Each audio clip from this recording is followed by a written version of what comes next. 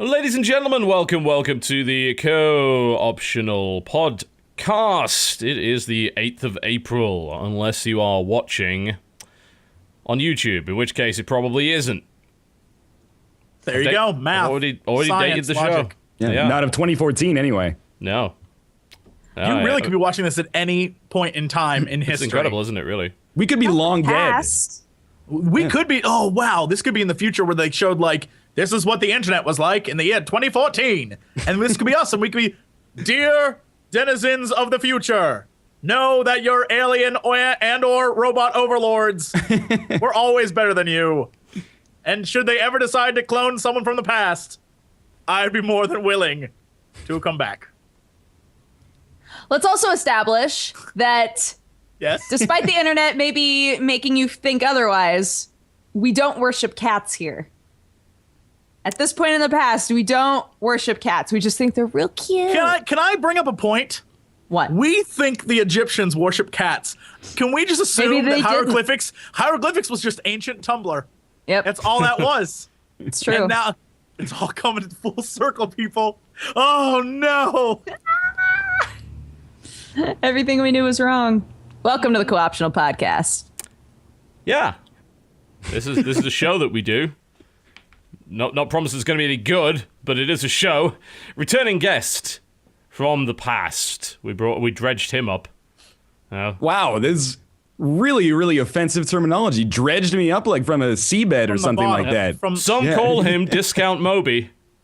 It is NorthernLion. Welcome back to the show.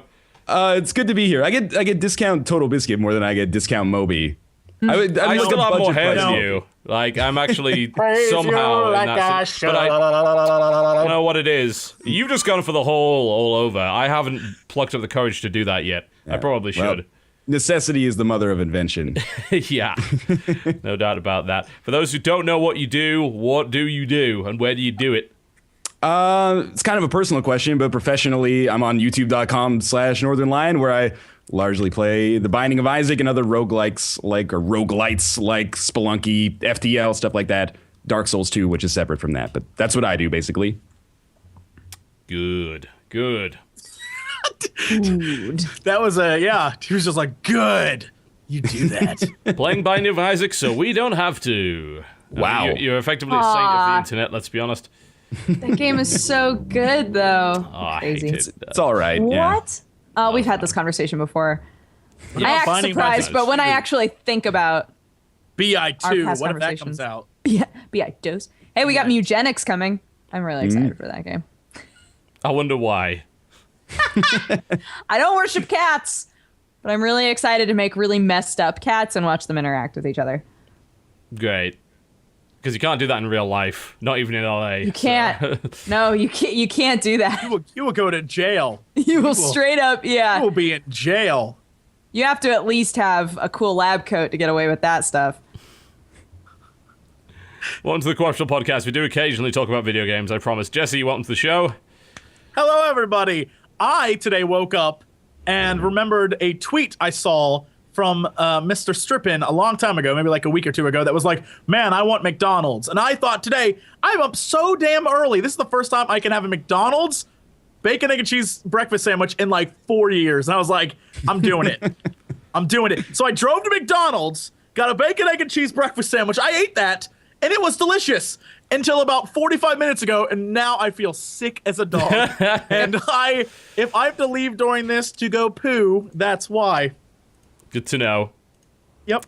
Your first mistake was trying to buy food from McDonald's. Your second mistake was trying to eat the food from McDonald's. It tasted so good at the time. It was delicious. A lie. And then I was just like, I don't know. Right before we started, I was like, oh, something's not right here. Basically, McDonald's is the deodorant, the Axe deodorant of foods, yeah? Basically, Axe deodorant is used to mask the fact that you're a horrible, unhygienic human being. Basically, the initial taste of McDonald's is that. Now I'm imagining eating Axe deodorant. This conversation. God. That shit is tastes worse. horrible. Now I'm imagining women trying to jump down your throat, like in the commercials. You spray the Axe in your mouth, and women try to rip your mouth open. That's a horror movie. Because the Axe commercials, when you spray it on you, Where women did that come fly out of from? nowhere. Yeah, they don't crawl in their mouth. That's not You just hot. ate it. You No. just ate it. So now women are jumping down your mouth. That Oh is. my God, that could be me. What? You're welcome, What? internet, because that is now that's some type of Rule 34 right there. That is Axe Somebody's body into that. spray. 6 erotica. minutes in, and we're on to the vor, Dodger, welcome to the show. Hi. If it makes you feel better, Jesse, Sam and I made the exact same mistake last night. We were both like, God, like, just don't want to cook. Like, it's really late. We should do something easy. And I was like, man, we haven't had McDonald's in a long time. You want McDonald's? And he was like, yeah, let's do McDonald's. We had the most fevered nightmares the entire night. We woke up in the morning. We were both just like, God, what happened? We were just like, Brain oh. parasites. There's many, I think like 2 years ago at this point, we did an episode of Cox and Crendor that was literally about McDonald's and how if you want it, you're just like, I want McDonald's. And there's nothing that can stop you from getting McDonald's. You want it. And then when you get it, you're like, why did I want that so bad? It's some type of addiction. I don't understand. Like, at no point in my life, outside of at least me being 5 years old, have I ever said, God, I really want McDonald's. McDonald's is desperation. Here's an example of when I ate McDonald's. I was in New York to do the Red Bull tournament, and my team was playing GSTL in Korea at like 5 a.m. So basically, I hadn't slept for 3 days because this tournament dragged on. So I'd done a couple of days of casting on zero sleep. I was almost delusional. I could barely walk. It was freezing outside in New York. It was just ice and whipping winds everywhere. And I just saw in the distance through kind of one squinted eye, the big yellow M glowing. It's like, some food in this desert of cold, terrible weather. And I regretted it instantly. You know what? I would have been better off starving and dying of lack of sleep. It would have been better because I bought 20 McNuggets and I ate all of them, and I felt not only bad inside, but guilty on a spiritual level. It was terrible. Why? McDonald's doesn't do anything that's good. Nothing.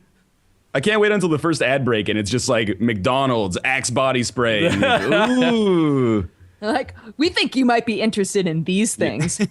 Yeah, like no, absolutely not. I don't understand. Everything that McDonald's does, there are other places that do that thing better. So I get them from there. But, you know, this is American McDonald's. So in other countries, McDonald's is pretty good in places. See, when you say that, it makes me say like, oh, well, maybe I'll give it a chance overseas. No, you just need to cut it off. But you can't, because it's all you hear when you see those golden arches is ba-da-ba-ba-ba, and it's in, they've got you. I'm They've loving it. I love it so much. I love it. I want more of it. Mm-hmm. I absolutely hate it. It is the worst, but when it's there, it exists. And Yeah, it exists. That's what the best thing you can say about McDonald's. It's there if you need it. And it exists. Like you a won't- med kit. You won't starve. I mean, Or there laxatives. you go. There was It's not even- there was a food podcast that was talking about. I listen to food podcasts. Okay, there was a food podcast Why? that was talking about Why am I how surprised? But there are long studies about the exact combination of salt and sugar, and there was one other thing. Can't remember what the trifecta is, but they're these three elements that if you combine them in just the right way, it creates a very addictive property, and that's what Isn't fast that- food companies use. Isn't that sort of like umami with like the flavor combo? The savory. Yes, the No, same. umami is a type of taste in your mouth. Isn't that a type of taste? Yes. Anyway, no, I was gonna say for a brief period in ninth grade, I worked in McDonald's. True facts. And I'm gonna let you in on a story that will blow your mind. McDonald's French fries, before they arrive at McDonald's, are coated in sugar before they're then deep fried. That's why kids love McDonald's French fries so much. Fact. It's not a lie. I worked there, man. True story. God, That's super weird. that's What? super terrible and evil. So basically, you get like a sugar rush when you eat their fries, That's horrible. but you don't taste it because all the salt and the fat that's been fried in. Great, so it's even worse for you than regular fries. That's Oh impressive. yes, no, it's made to be addictive, so you want more of it. Incredible. All right, let's talk a little bit about video games, shall we? Sorry, what? Yeah, those things. They exist from time to time. Listen, Moby, I know you don't eat McDonald's, but I've had it up to here with you. I don't want to go back on the McDonald's tangent, but I embrace the But fact you that did it's it forward- anyway. We're going to. Look, We're going to. I'm the guest. Show me the courtesy. Oh, by all means, continue. I embrace the fact that McDonald's is something you get in like a desperation move, but I also kind of embrace that. Like, I'm like, oh, I hate myself, but I love that I'm hating myself right now. I don't know what kind of twisted mental place that comes from, but I'm totally into it. All fast Yeah. food has its specific purpose. Taco Bell is 4 a.m. drunk, right? Wendy's is when you feel like you want to try to pretend like you're eating better, but you're not, right? Everything has its purpose. Spicy nugs. Oh, spicy chicken sandwich at Wendy's. Mwah. Right? Like those things, they all have a purpose. They're all lies. It's all lying to yourself, but they have a purpose. That's why they exist. Video games. Video games, and video games. Lana and Del Rey. Video games. Okay. Most video games. NorthernLion, what have you been playing this week?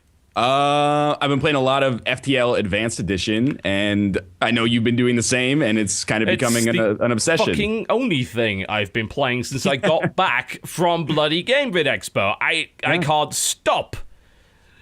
It's really good. It's like completely renewed my interest in that game. Not that it even necessarily needed it because it was already super addictive. But yeah, all the stuff they added in the new DLC is actually awesome. And I got the iPad version. I'm just tooling around with that when I'm like rendering FTL videos on my computer. Then I'm playing FTL on the iPad, and it's just all consuming basically. Yeah, I made the horrible mistake of getting on iPad as well. It's like, well, I can get away from FTL and play some FTL. Let's go. The iPad version. Not terrible, actually. Pretty good. I really like it, yeah. I think, like, what's weird about it is that usually when I think of, like, games that I want to play on mobile devices, it's like, I want something that's casual. I can play, like, many rounds of it. Maybe they're, like, 2 to 5 minutes each or something like that. But FTL can still be, like, an hour or two. Oh, yeah, So totally. if you have a commute, that could be, like, your week's commute or something like that if you're on the bus. Or, you know, it's not a game that you can play while defecating unless you have some gastrointestinal problems, is what I would probably say. Well, I was thankfully, it about does to say- I was pause about pretty to much say. whenever. Sounds like I a don't know perfect about game. that. Yeah. So the controls are pretty good, honestly. Like, surprisingly. They're not as good as the PC, but they're pretty damn close. Yeah. It's I'm kind of assuming- annoying to have to you have to micro a little bit and like click on different sides of the screen to pull out different modules, but Yeah, it's really you can't have everything up satisfying. at once. Yeah, it's really satisfying to like pull the power down in something and then swipe it back just- up. Yeah, that's just brilliant. It's like illuminate, deluminate. If they had any sense, they'd have voice control on that thing. That would be man. incredible. Raise the shields, lower the shields. You're on the plane. You're just that guy. Yeah, shut down life support. Yeah, blow up the bomb. I don't know if it would be the perfect game to take through American airports, at least. Maybe not. Maybe not. Yeah, so FTL's really good. And between that and Dark Souls 2, that's basically just been my life for the past week or so, and probably for the next 15 years, maybe. Yep, I'm waiting for. Wow. We're trying to you get PC code for Dark Souls 2. Have not got it yet. We know that other people certainly do have it. I believe Giant Bomb released a quick look today, which is worth watching on the website because it's in 60 frames per second, so you can actually watch what it's supposed to look like. Apparently, the PC port is looking pretty good. There's some disappointment that the lighting system that they showed off in all of the trailers and shit, they took it out. Apparently, couldn't do that. Really? Yeah. This has been happening a lot lately, honestly. Yeah, it's Where they weird. say, "Aren't you really excited about this thing?" And then they it's just downgrade like it. not there. I feel like it's been happening for a long time, but we've only become sort of hyper aware of it very recently with things like, say, Watch Dogs. You know, that's a game that they brought out the original footage. It looked incredible, mind blowing, absolutely amazing. And then we saw footage of it and saw, it kind of looks like that now. All right, that's not as next gen as we were hoping for. Do we know inside the studios why this happens? I assume it's technology based and Yeah, what they can pull off with can't consoles. hit the target frame rate, probably. You know, they say, oh, yeah, we're totally going to do this, guys. And then they, like, well, it's 4 weeks before launch. We're at 20 frames per second. This shit won't fly. All right, let's go back to the old one. That's my assumption, at any rate. But shouldn't this be something that they figure out well in advance? Like, I feel like You think so? I feel like it happens all the time, and you see like the launch, you see like all these trailers, and it's like, holy crap, this is great, and then launch trailer, it's like, hold the phone, what is happening here? And I don't know. The last time I remember being impressed with a launch trailer was Skyrim, and that was years ago. And that was just a cool launch trailer because it was like, it's got music and dragons, and there's the thing, like it just looked cool. But mostly since then, it's just been. Every trailer leading up to launch is like, this is freaking awesome. And then it's like, oh, okay, this is what we get. Gotcha. Yeah. I mean, bull shots have been around for the longest time. And also, like, showing, you remember the good old Killzone 2 shit, where it was like, here's some pre-rendered footage that we're claiming is real and actually isn't. You know, that's some of the biggest scandals that have been involved in that. But lately, it's not really been that. It's more a case of, we're going to show you what we claim is gameplay at E3, and then when you actually see the gameplay live, it doesn't look that good. Like, they've had to downgrade it at some point during the development process. And PC gamers in particular get very upset about that, because we usually blame it on the console peasants for that. It's their fault. If they weren't playing on the toys, then we'll be all right. Do you think that this situation has arisen more as we've complained about the footage we've been shown being cutscenes? Like, the more that we're like, we want to see in-game footage, show us in-game footage. And then they're like, yeah, we'll show you in-game footage of gameplay, not cutscenes. Totally. And then they render out something that looks really good so that everybody's like, oh, it's gameplay. Did you hear it's gameplay? Oh my God. But they can't live up to it. It's the same thing with, I think, Minecraft. There are people and programs that can render Minecraft, for example, to look beautiful, but it's only that, like only a really great screenshot or a really quick like pan through something. But most of the time it's the blocks, right? And it's one of those things where every once in a while you see a Minecraft image, you're like, God damn, that is gorgeous. And then if you ever go actually visit it, it's like, oh, well, the 25,000 things he had to do in order to get this one shot right. Yeah, all right, I see that now. And it did what it was supposed to do. It made me go, oh, wow, that's amazing. But in reality, it's very different. I think it's a very similar example of how you can easily pull that off. It's almost turning it into fast food photography, isn't it? I was totally going to say that. When you see the menus, Full like circle. Yeah, pretty much. Like, you see that, oh, look at that Big Mac, look at that, and they've like very specifically touched it up and everything to make it look incredible when you get the final product.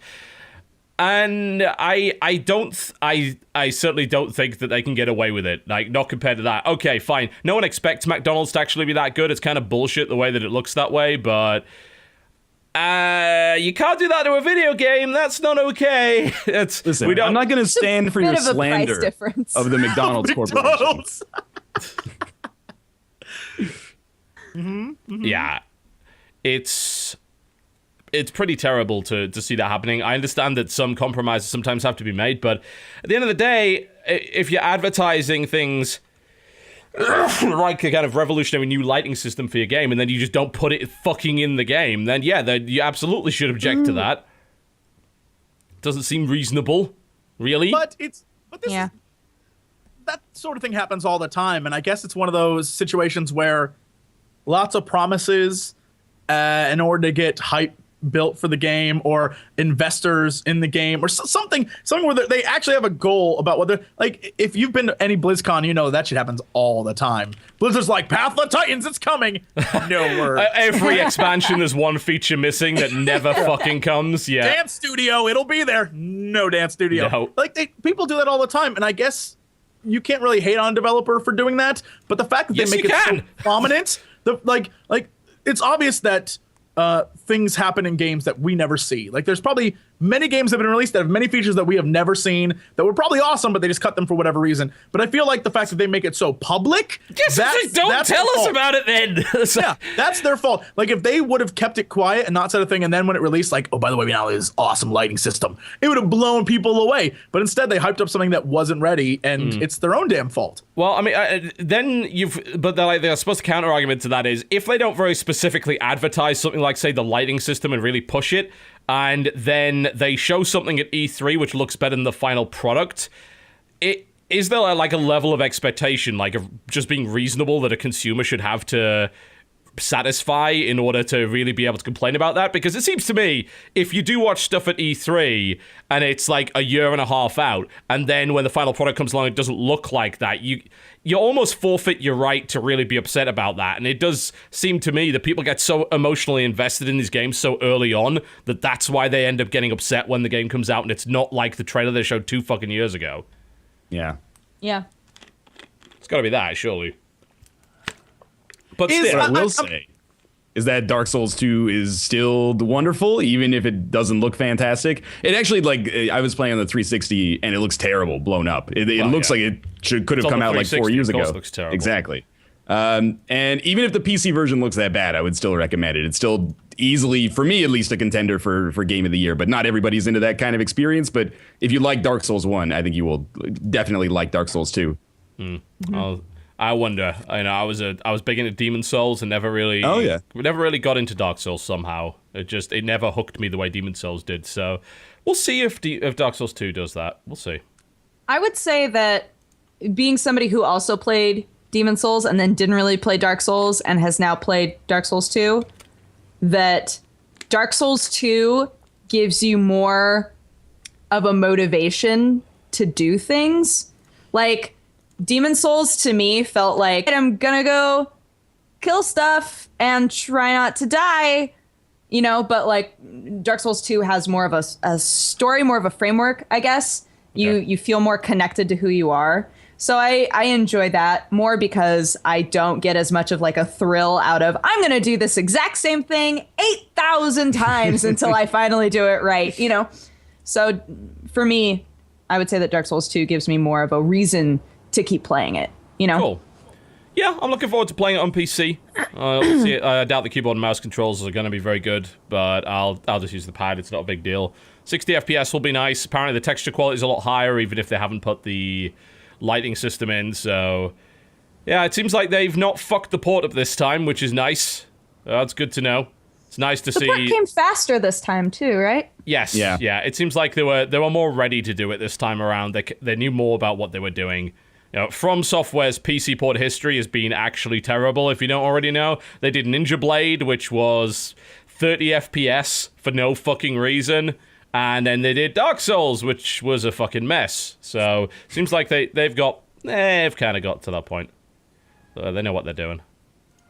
Yeah. It's good. That's all I really wanted. I just wanted to be able to play Dark Souls in 60 FPS reliably. It hogs. Yep, you can't really do that with Dark Souls 1. You can mod it to do that, but you then fall through the floor and there's a bunch of physics bugs and shit, so it was never designed to be run that way. Yeah. We'll see. But back to FTL. Because frankly, all I've been fucking playing, all you've been fucking playing, that game's still a dick. Yeah. It really is. It's an absolute asshole. Doesn't play fair. No. No. I wanna let you know that I met the creator at GDC and I told him the exact same thing. I said he's like, so how'd you enjoy it? I was like, your game's a dick.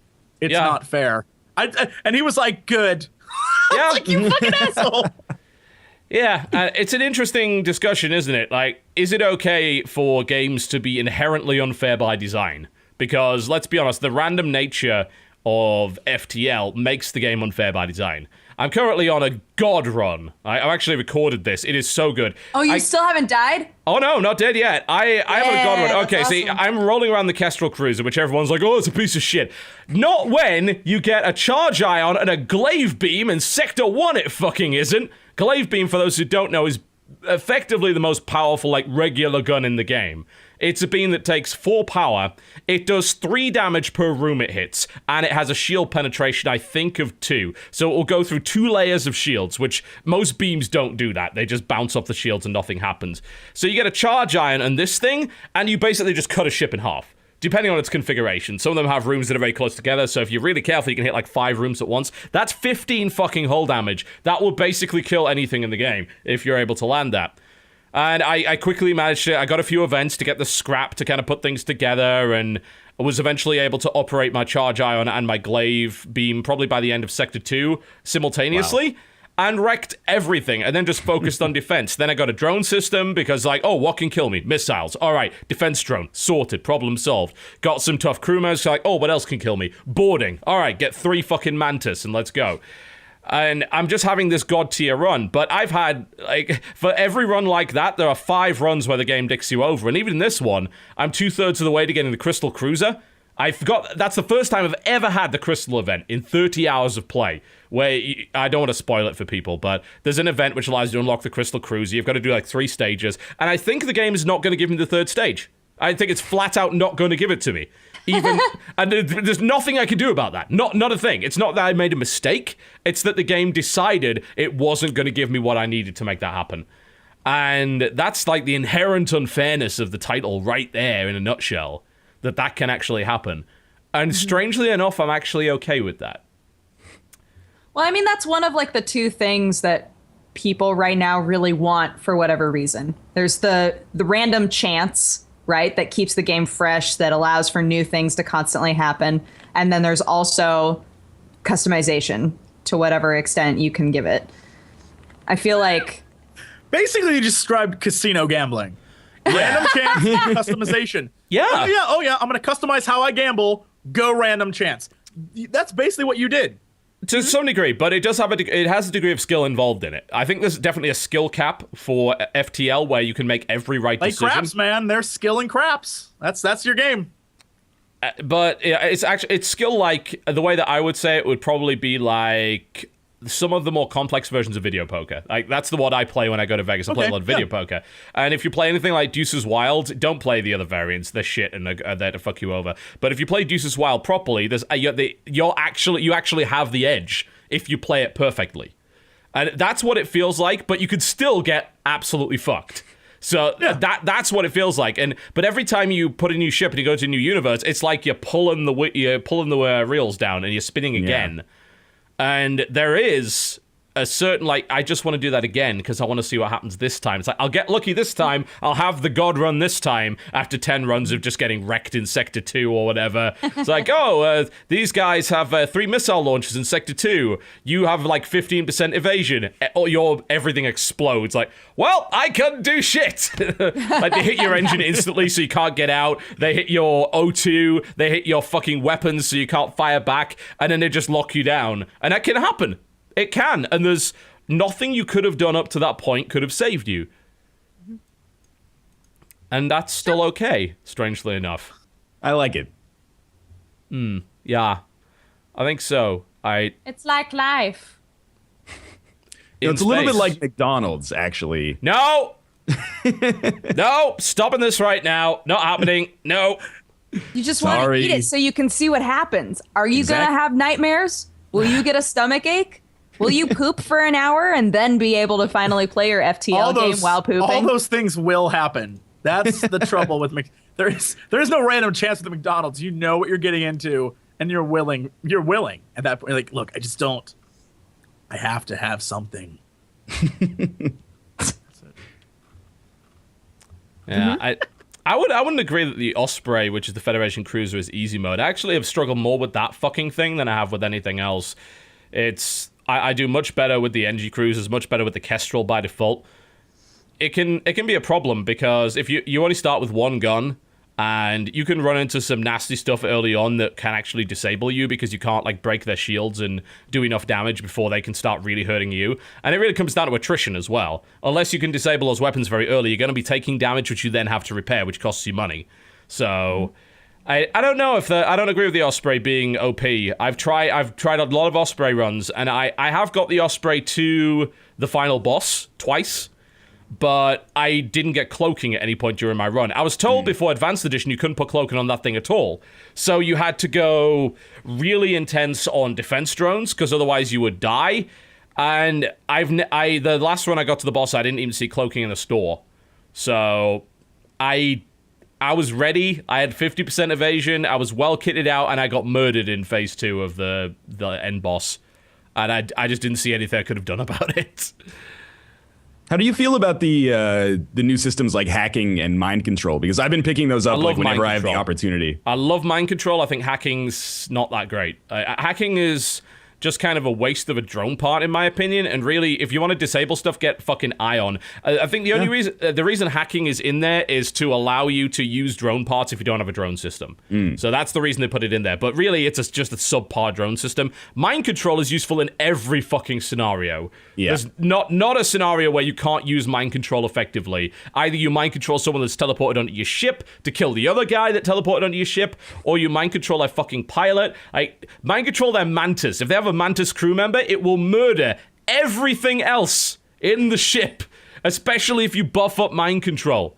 It's so good, but I don't know. It's some people would say, oh, you can take down 4 shields with hacking. That is actually true. You can. I think whenever I've taken hacking, I haven't got really far enough in my run for it to matter. But hacking does go through shields, and you can drain all 4 layers of a shield with it.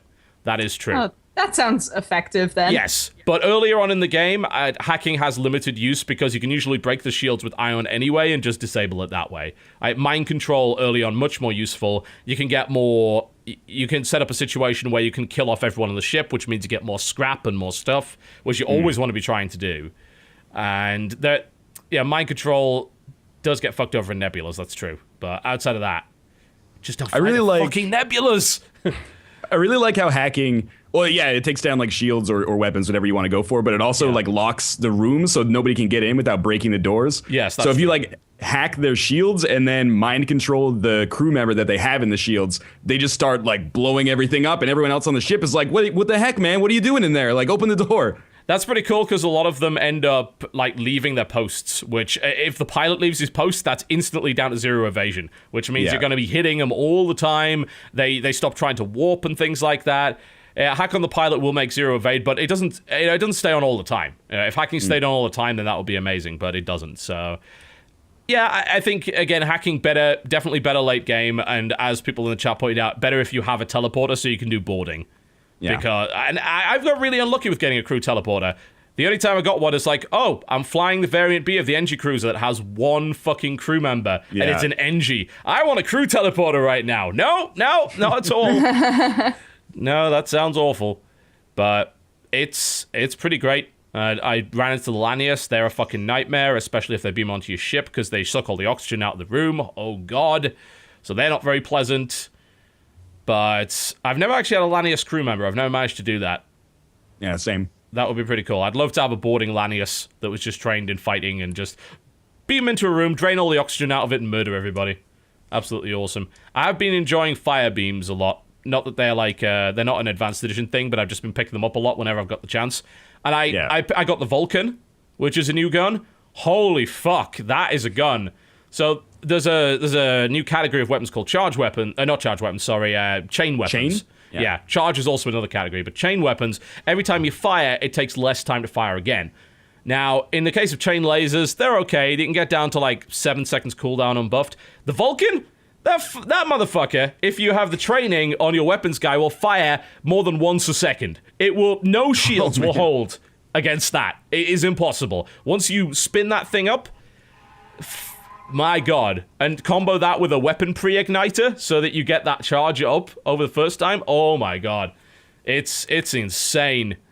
Yeah, I love the Vulcan is amazing. I very, very rarely see it at the shop, though. It's almost never there. You have to get it from a drop. I guess I should pick up FTL again, huh? Yeah, pretty much. You guys apparently recommend it. Yeah, I loved it when it first came out. I played it a bunch when it first came out, and I haven't paid any attention since Advanced Edition came out at all. Yeah, if you unlocked 4 ships, you get the Lanius cruiser by default, which means you can play with that immediately, which is pretty great. I actually hadn't unlocked 4 separate ships. I'd unlocked a bunch of variants for my 3 existing ones. But I hadn't unlocked a 4th. I do actually now have a 4th, but I think it needs to not include the Kestrel Cruiser. Yes. So I'm pretty sure I need 1 more. If I get the Crystal Cruiser from this run, then I'm golden. But I did just get the Rock Cruiser. Not a fan of that one. It's it starts with double missiles, which is every time I shoot you, I'm spending money. This sucks. Yeah. Not starting with default weapons it's pretty difficult to play. Obviously, you can do a lot of damage because you start with a hull missile. If you fire against anything that has 6 hull or less on a room that has nothing in it, you insta-gib it. It's just dead because you hit it with the Artemis and the big missile. But Yeah, it is very, very good, and you know what? I am kind of loving the unfairness factor, and I love the new soundtrack. Like, there's some new music in there that's incredible. Some of it sounds really like Mass Effect. I think it's Lost Ship, I think is the name of it. It sounds exactly like a Mass Effect track. It's really, really good. Oh yeah, FTL's great. Can I take us back to our conversation about McDonald's? the trailers? No. About the trailers for a minute. So Yeah, sure. you guys piqued my interest because I was curious because you brought up E3, and so I did a search for E3 2013 games that were announced, and I wanted to see what games were just cinematic trailers, which I guess doesn't really count with what we're talking about, which is like The Order 1866 or Quantum Break or Phantom Pain, stuff like that, which Right. obviously are not going to show you what the actual game's like. But the games that did have trailers that turned out not to be at all like that, there are hundreds of games announced, but most of them are you got what you got, right? Most of them are either a Wii U game that you can't really hide stuff, or it's like a PC game that was pretty obvious what it's going to be graphically. But the 5 or 6 that I found that I was like, these are the ones that I guarantee that most people would recognize as like just full on having lied to you are Watch Dogs had things that were not true. Assassin's Creed 4 had things that were not true. Battlefield 4 had things that were not true. Call of Duty had things that were not true. Killzone had things that were not true. And Rise had things that were not true. And I was looking at that, I was like, these are all like Broforce games. These are all, by the way, Broforce, great game, but they're all like bro games. And I was like, what does that mean exactly? Why the lie there when mostly they're going to buy them just because like it's the next iteration, like Battlefield 4, the next Call of Duty, the next Killzone, the next Assassin's Creed. And Rise was sort of like this is our big platform launcher. So of course they're going to polish that up. And then Watch Dogs, because that's supposed to be the next big thing. You can see why they're trying to sell them like, oh shit, this is going to be it's going to change everything. But out of the hundreds of games that are there, you never see an RPG like polish itself up like that. You never it's things like you don't see that. Like there is no Rome Total War is going to be like, yeah, no, look at our graphics, they're crazy. Actually, they went, nah, look at our AI, it's insane, and then it ended up being literally insane. That's the problem. I mean, I would say that the reason for those games specifically to need to look incredible is pretty obvious. Like they need that game to have incredible explosions, incredible things you can do. It needs to look amazing because it's competing with other games that are doing those exact same things. Yeah, you're talking about the top tier of like AAA popular kind of multi-million selling franchises there for the most part. Right. But the thing is okay, then actually like let's make the game that. Like it's all like, oh yeah, no, it's shit, but we're gonna polish that shit up and make it look real pretty for you. Like, yeah, but they can't though. I mean, there's a reason why Rise was running at what 900p. Was it 30 FPS? I can't recall. Rise was 30 FPS. It was a good 30. Yeah, it was a good 30. Yeah, launch title, fucking launch title, next gen system, less than 1080p, 30 FPS. Those are the compromises they had to make make it look even close to the trailers. They make promises they can't keep. It's as simple as that. And they especially with the launch of the new consoles, everyone has a vested interest in making them look incredible, right? Everybody. Microsoft had a vested interest in Rise looking as great as possible because they've got to sell consoles. They've got to convince people that their 360 on their PS3, they're not enough for them anymore. They need the new ones. They need the new stuff. And that's the only way you can do it. So to be fair, I do genuinely feel that both Sony and Microsoft are very much in cahoots when it comes to this kind of stuff. Well, I was going to say, I think the association between all those games, like that bro game thing, is that out of all gamers, they are the least invested in what's happening behind the scenes gamers. Like they are the ones who will buy the product, love the product, but unlike us who are sitting around talking about it, that won't happen because they have X to do and they're, gym tan laundry bros, right? And so they'll be doing that instead of talking about games, which is fine. That's their life, but they're they'll see the trailer, say, good, awesome, I want it, and buy it. At that point, they've already bought the game. Like that's that kind of marketing. Like, well, they're not gonna look it up in like Electronic Gaming Magazine. It's true. It's absolutely true. And so I guess that's how we can sit here and be like, ugh, look at them just scamming everyone. But most of society's like, oh, that looks cool. Okay. There you go, and that's how it works. Well, if people would stop fucking pre-ordering video games, this wouldn't be a problem. Because if they do their research, then they will know exactly what's going on with this stuff. But you get a new outfit in Watch Dogs. here's an example. It has a hoodie. All right. It has a Yeah, let's hoodie. talk about Watch Dogs for a second. An entire fucking fan site went after me on Twitter for daring to say that I was really disappointed that the top game on Steam right now was Watch Dogs. Yeah, a game which isn't even out yet. And that fact that was top selling was like, I was disappointed in that because, like, how many fucking times will this happen? To be fair, I'm disappointed in this right now. If not for A Wolf Among Us popping up there as a result of their 40% discount, this is what the top sellers list on Steam would look like right now. An unfinished walking simulator zombie game, a game that's not out yet, a game about a fucking goat that's buggy as shit, and another unfinished zombie game. Like, because that was the top 4. That was the top 4 yesterday. So it's good that Dark Souls 2 is kind of pushing up there again because I think that people have watched the quick look, so they're like, all right, it's safe to pre-order because it doesn't look like shit again. I can at least at that point say, oh, okay, well, I guess it's okay that you did that because you just saw some unedited gameplay from a person you trust. All right, put your pre-order down. You're still kind of silly because you're getting 10 weapons, in-game weapons, which are all shit, by the way, and a soundtrack, a digital art book, and a digital comic book, and you're getting no discount on it at all, and this is okay for you. Which is, I just like, why do you just buy it when it comes out, when you know for certain that it's what you need? But I think that the fact that there's, like, entire fan sites willing to fucking go after you on Twitter just because you said, like, pre-ordering this game's kind of silly demonstrates just how deep people buy into this shit and just how strong pre-order culture is. It's to the point that costume, it is great. I'm just saying. It is to the point where people will defend games that are not out yet and they will not be paid to do it. At least I assume this sort of form was probably astroturfing, so it most likely Fandoms a bunch of have always PR been guys. this way, though. Yeah. Like, fandoms care so much. They latch onto something, they decide that it's great and amazing, and they will stand on a soapbox to the death. That's always existed. And I can at least less understand that if the game's out. But it's not. You've never played it. The only thing you know is what they've shown you. And if anything is clear in the past, it's that they cannot be trusted at all to provide what they showed you. They are willing to be dishonest with you to get your pre-order. That alone should be a reason not to trust them anymore. Mm-hmm. But apparently it isn't. Do it this time, TB. This will be the time. Because what if this time it's the one? Right? Yeah. What if this is gonna be my game of the year, TB? I need it.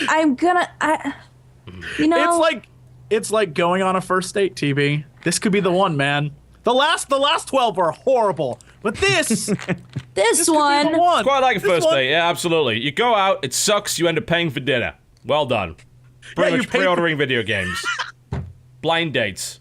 You guys are missing the economic reasoning, though. Like if inflation's like 3% a year, if you pre-order something a week before it comes out, you save like a fraction of a There you cent. go. If Ah. you just go. do that like a million times, then My financial you can retire. advisor advised me that it was a good idea to do this, You say pre-ordering games, it's free money, sort of.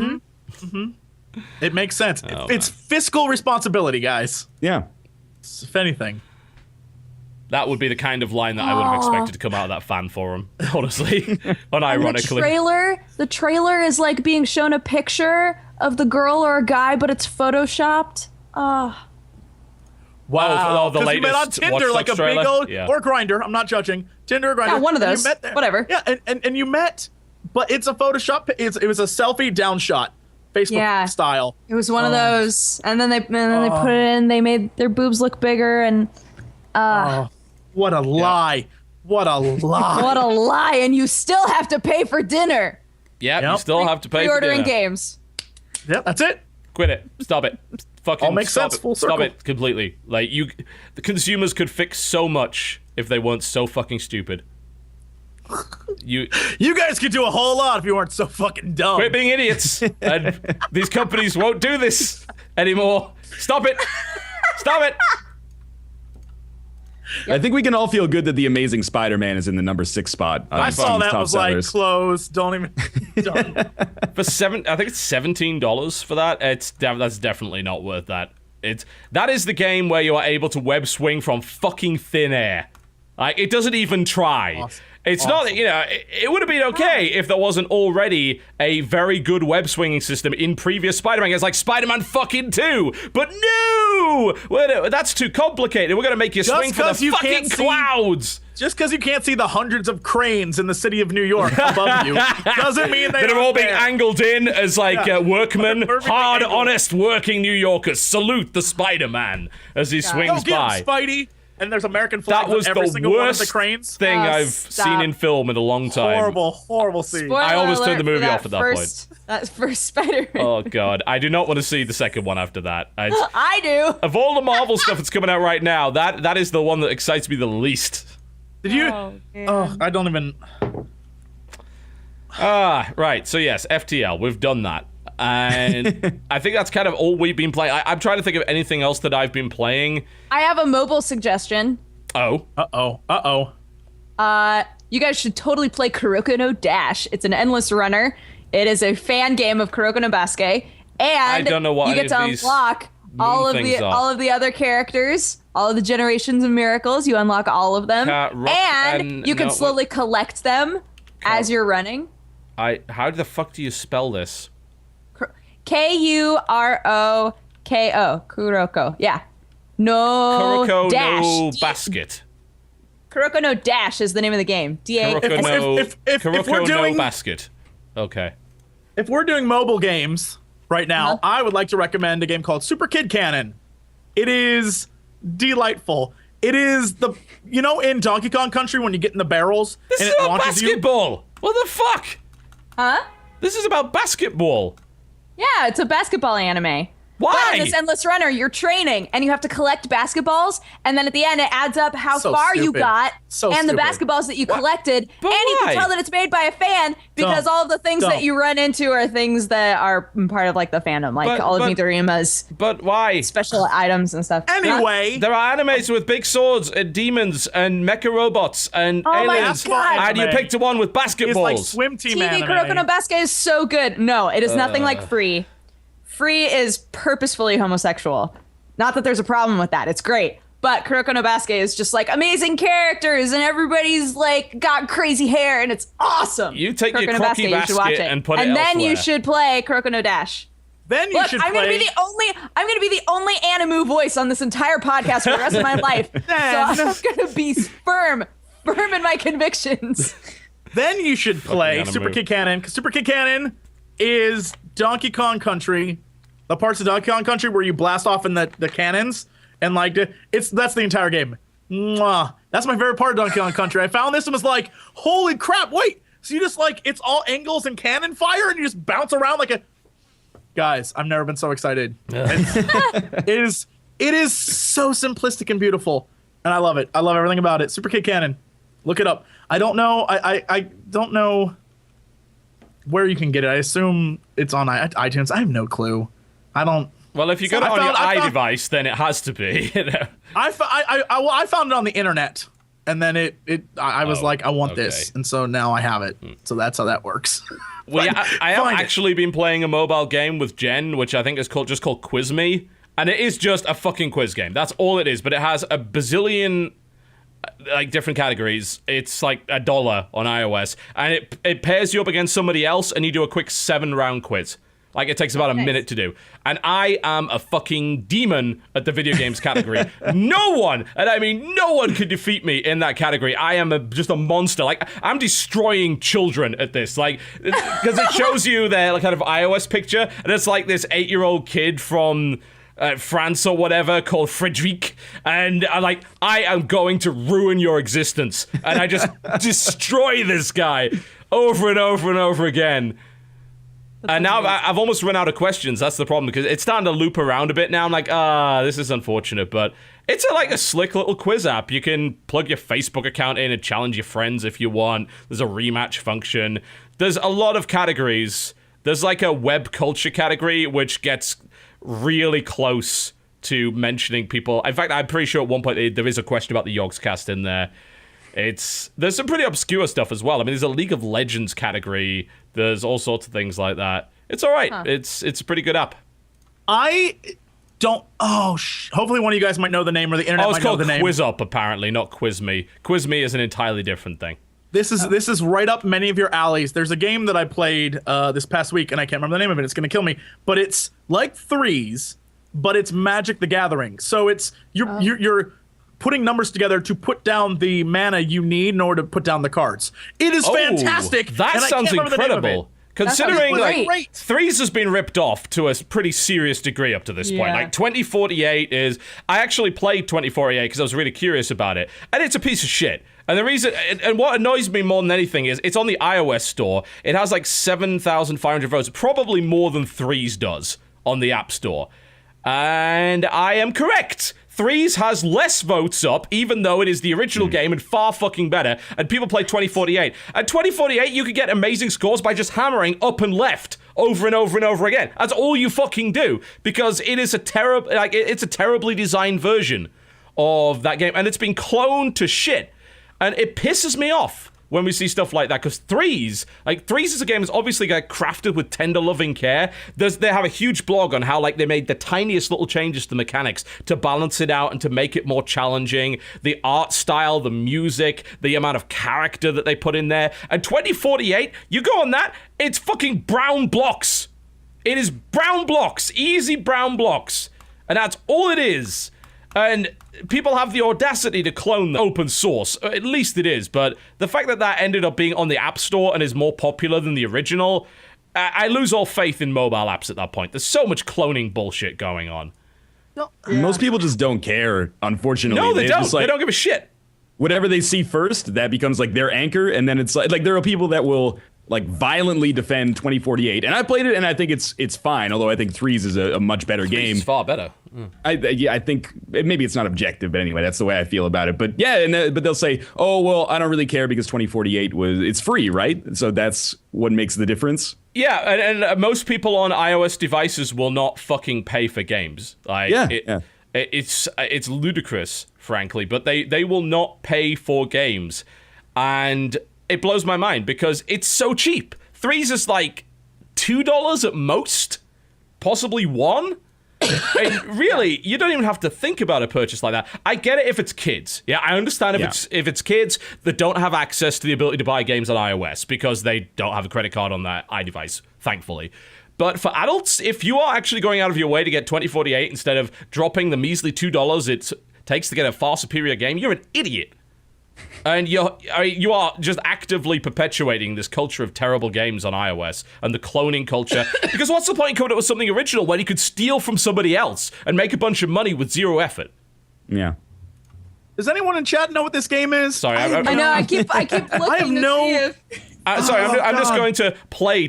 Welcome back, folks. Apologies. I tried to set my little thing up so that I could do a screen capture of 2048 and just demonstrate just how broken it is mechanically. And I can't, it crashed the whole thing. I can do it, don't get me wrong, I could go live with it right now and it probably won't break it. There we go. So I was talking about pressing up and pressing left. You can get a pretty good score by just doing that, yeah? So, yeah, here you go. Da-da-da-da-da-da-da. All right, not too good, let's try again. Da-da-da-da-da-da-da-da-da. Down, there we go, da-da-da-da. You can literally mash buttons and get a pretty good score, which is just... I mean, this is just ridiculous. Like, I am not even trying at this point. Your APM is through the roof, though. Hey, I play StarCraft. I'm a fucking machine. It's, this is just ridiculous. I'm still going. If I tried anything like this in Threes, I'd get wrecked. But no, I was like, hey, there we go. Hey, this is the. I'm not fucking trying. I already have a 256 there immediately. Just like I said, and they avoided doing that in Threes because they did it sensibly, you know? And that because they understood what the game design was. And the guy that made this, I get that this guy just released it for free on GitHub. That's cool. I have the problem with the people cloning it and actually charging money for it or putting fucking ads in it or anything like that, which seems to be the way of doing things. Clone the game, put ads in it, and make money. You know, but basically the Flappy Bird is all you need to do there. And it's a joke. Two minutes ago on Twitter, we just got sent an image from, I want to give this NOLA 7. That is the iOS cloning, you say. This is taken from the front page. This is all the 2048s. And there's like 4 rows of 2048 clones. Yep. Yeah, it's absurd. It's as bad as what Flappy Bird was when that was going on. All right, I think we seem to be back on air, but no, we're not for some reason, which is really weird.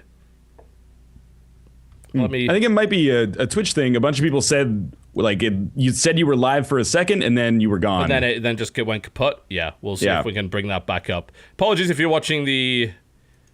Yeah. It's like... Yeah. As someone pointed out in the chat, actually, which is pretty accurate, 2048 is a clone of 1024, which was a clone of 3s. So it's a clone of a clone. And I've heard that defense a lot too. Whenever somebody like attacks 2048 to someone who enjoys 2048, they're like, "Well, it's not a clone of 3s; it's a clone of 1024." And like, there's a laundering of like morals in that one like step away, I guess. Yeah, it's like, no, I don't give a shit. Like you didn't do your due diligence at that point. Like he said, "Oh, I've never heard of 3s." Yeah, but you cloned 1024, so you actively went and cloned another game. But again, I don't hate that guy too much because it's open source, it's for free. And he at least had, he put down at the bottom that it was like heavily inspired by 3s or whatever. But the problem I have is the people on iOS that are either selling it or they're putting ads on it. And it's so toxic to real game development. It's right back to the 70s and 80s when all people were doing was cloning games. And guess what fucking happened? Video game crash. It's as simple as that. Oh, I just don't want to see that happen again. And mobile is, every time something really cool and original comes along, like 3s, which is a high-quality mobile game. It's a game that I personally would play as a person that plays PC games that works well on mobile. Along comes the fucking Attack of the Clones immediately. Ridiculous Fishing, same fucking story. Luftrausers, same story. Vlambeer gets hit for this all the time. Super Crate Box, same fucking story. Muffin Night was super successful and was a blatant ripoff of that. And I think what Jesse was talking about is really cool. Taking that idea and turning it to something new. Like, I want to know what this game is because I would play the shit out of it. I just tweeted out to, hopefully someone will get back to me by the end of the day. I do not remember. I played it for maybe an hour and I can't remember the name of it because it was like, we just put this up in the store, so buy it. I want to know what it is, yeah. So if anyone knows what the kind of combination of Magic the Gathering and 3s is. So yeah, what it was is you had to get the numbers in order to have enough mana in your pool to put down cards. Yeah, it sounds like a very puzzle quest, effectively. Yeah, that sounds brilliant. I love it when people do that, when they take a concept and they turn it into something brand new. And I love that kind of iteration. I think that's what really kind of drives the games industry forward. Yep. It's like when you see a successful mechanic, you integrate it into something new. I mean, think about something like Borderlands, for instance. Oh, we love loot. Okay, what if we integrated loot into a kind of free-roaming, open-world FPS? Then you get Borderlands. And you don't say, "Oh, well, you ripped off Diablo." You say, "No, something new was created here," and that's wonderful. That's why like Puzzle Quest and things like that. Like Puzzle Quest is taking Match 3 and turning it into something new, and then there's a bunch of games that don't. That just play... Yeah, there was that poker-based Puzzle Quest game, whose name escapes me. What was that? There's an achievement in there that is based on me missing a really good hand. I can't remember what it was called, though. It's gone out of my head. But, yeah, there was a poker-based one. It was pretty good.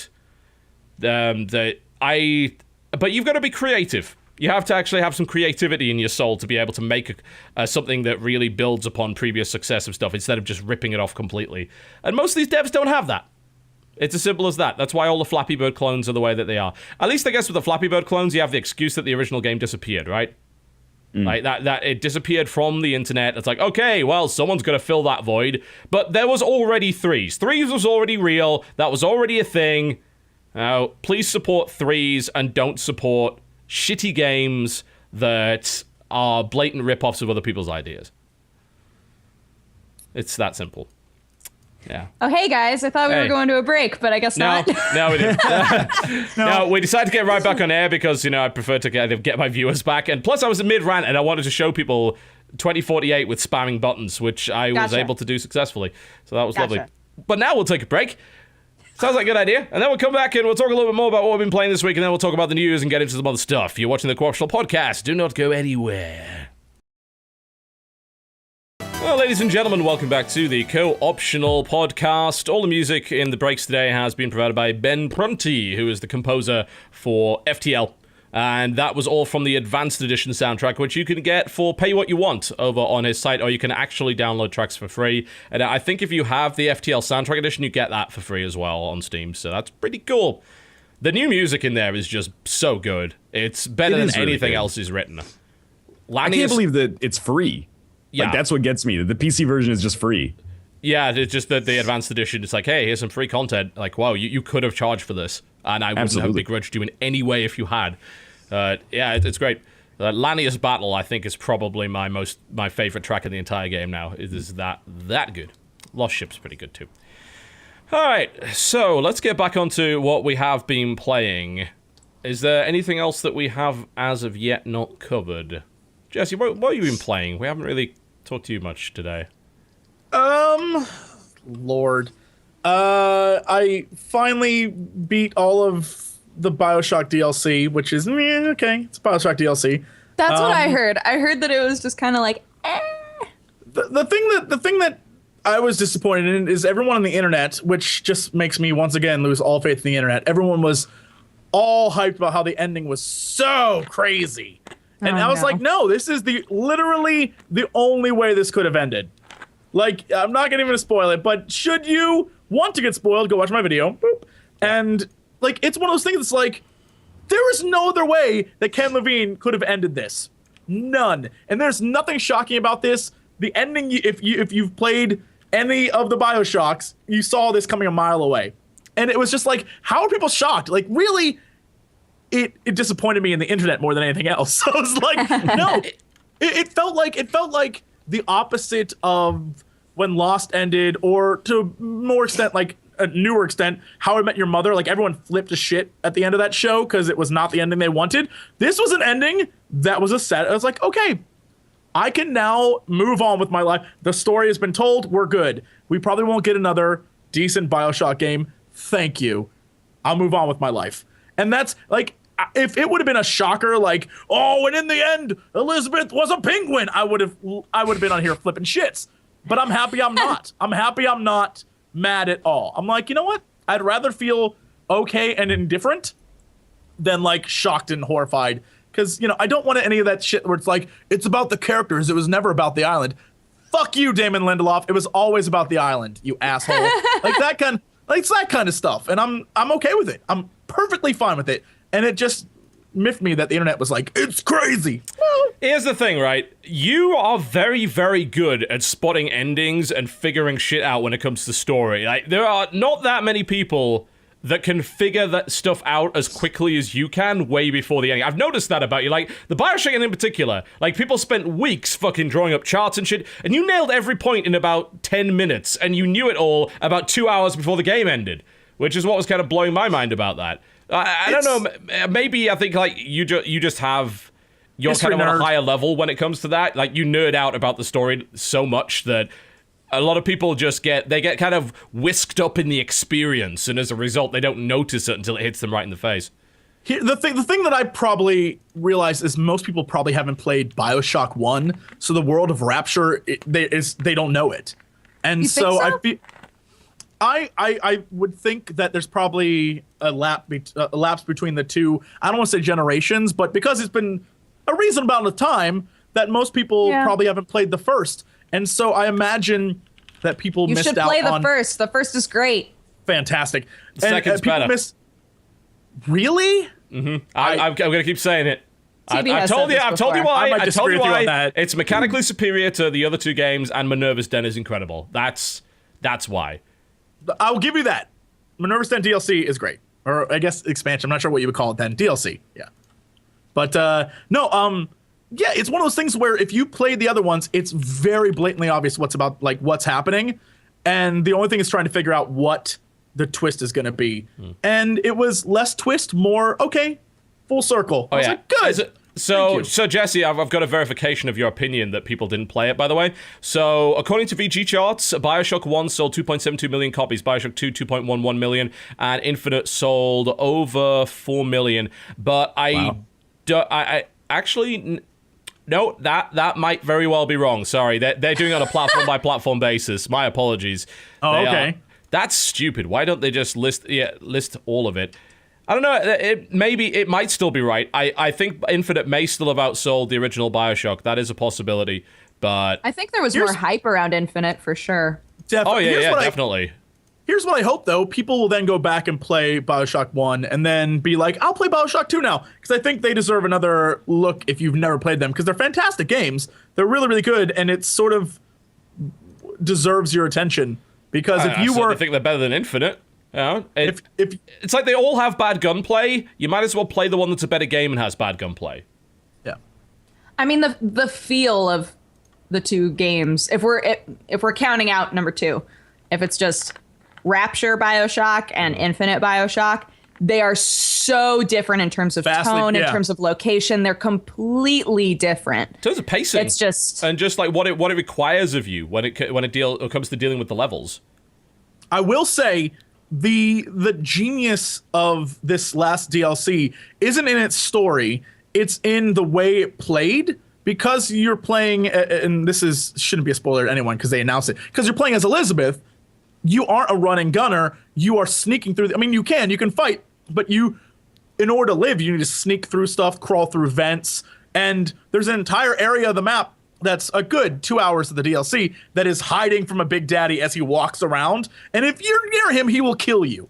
And I love that about it because it becomes less I'm Booker and I run around as a total badass and more, oh shit, this world is awful and I need to live.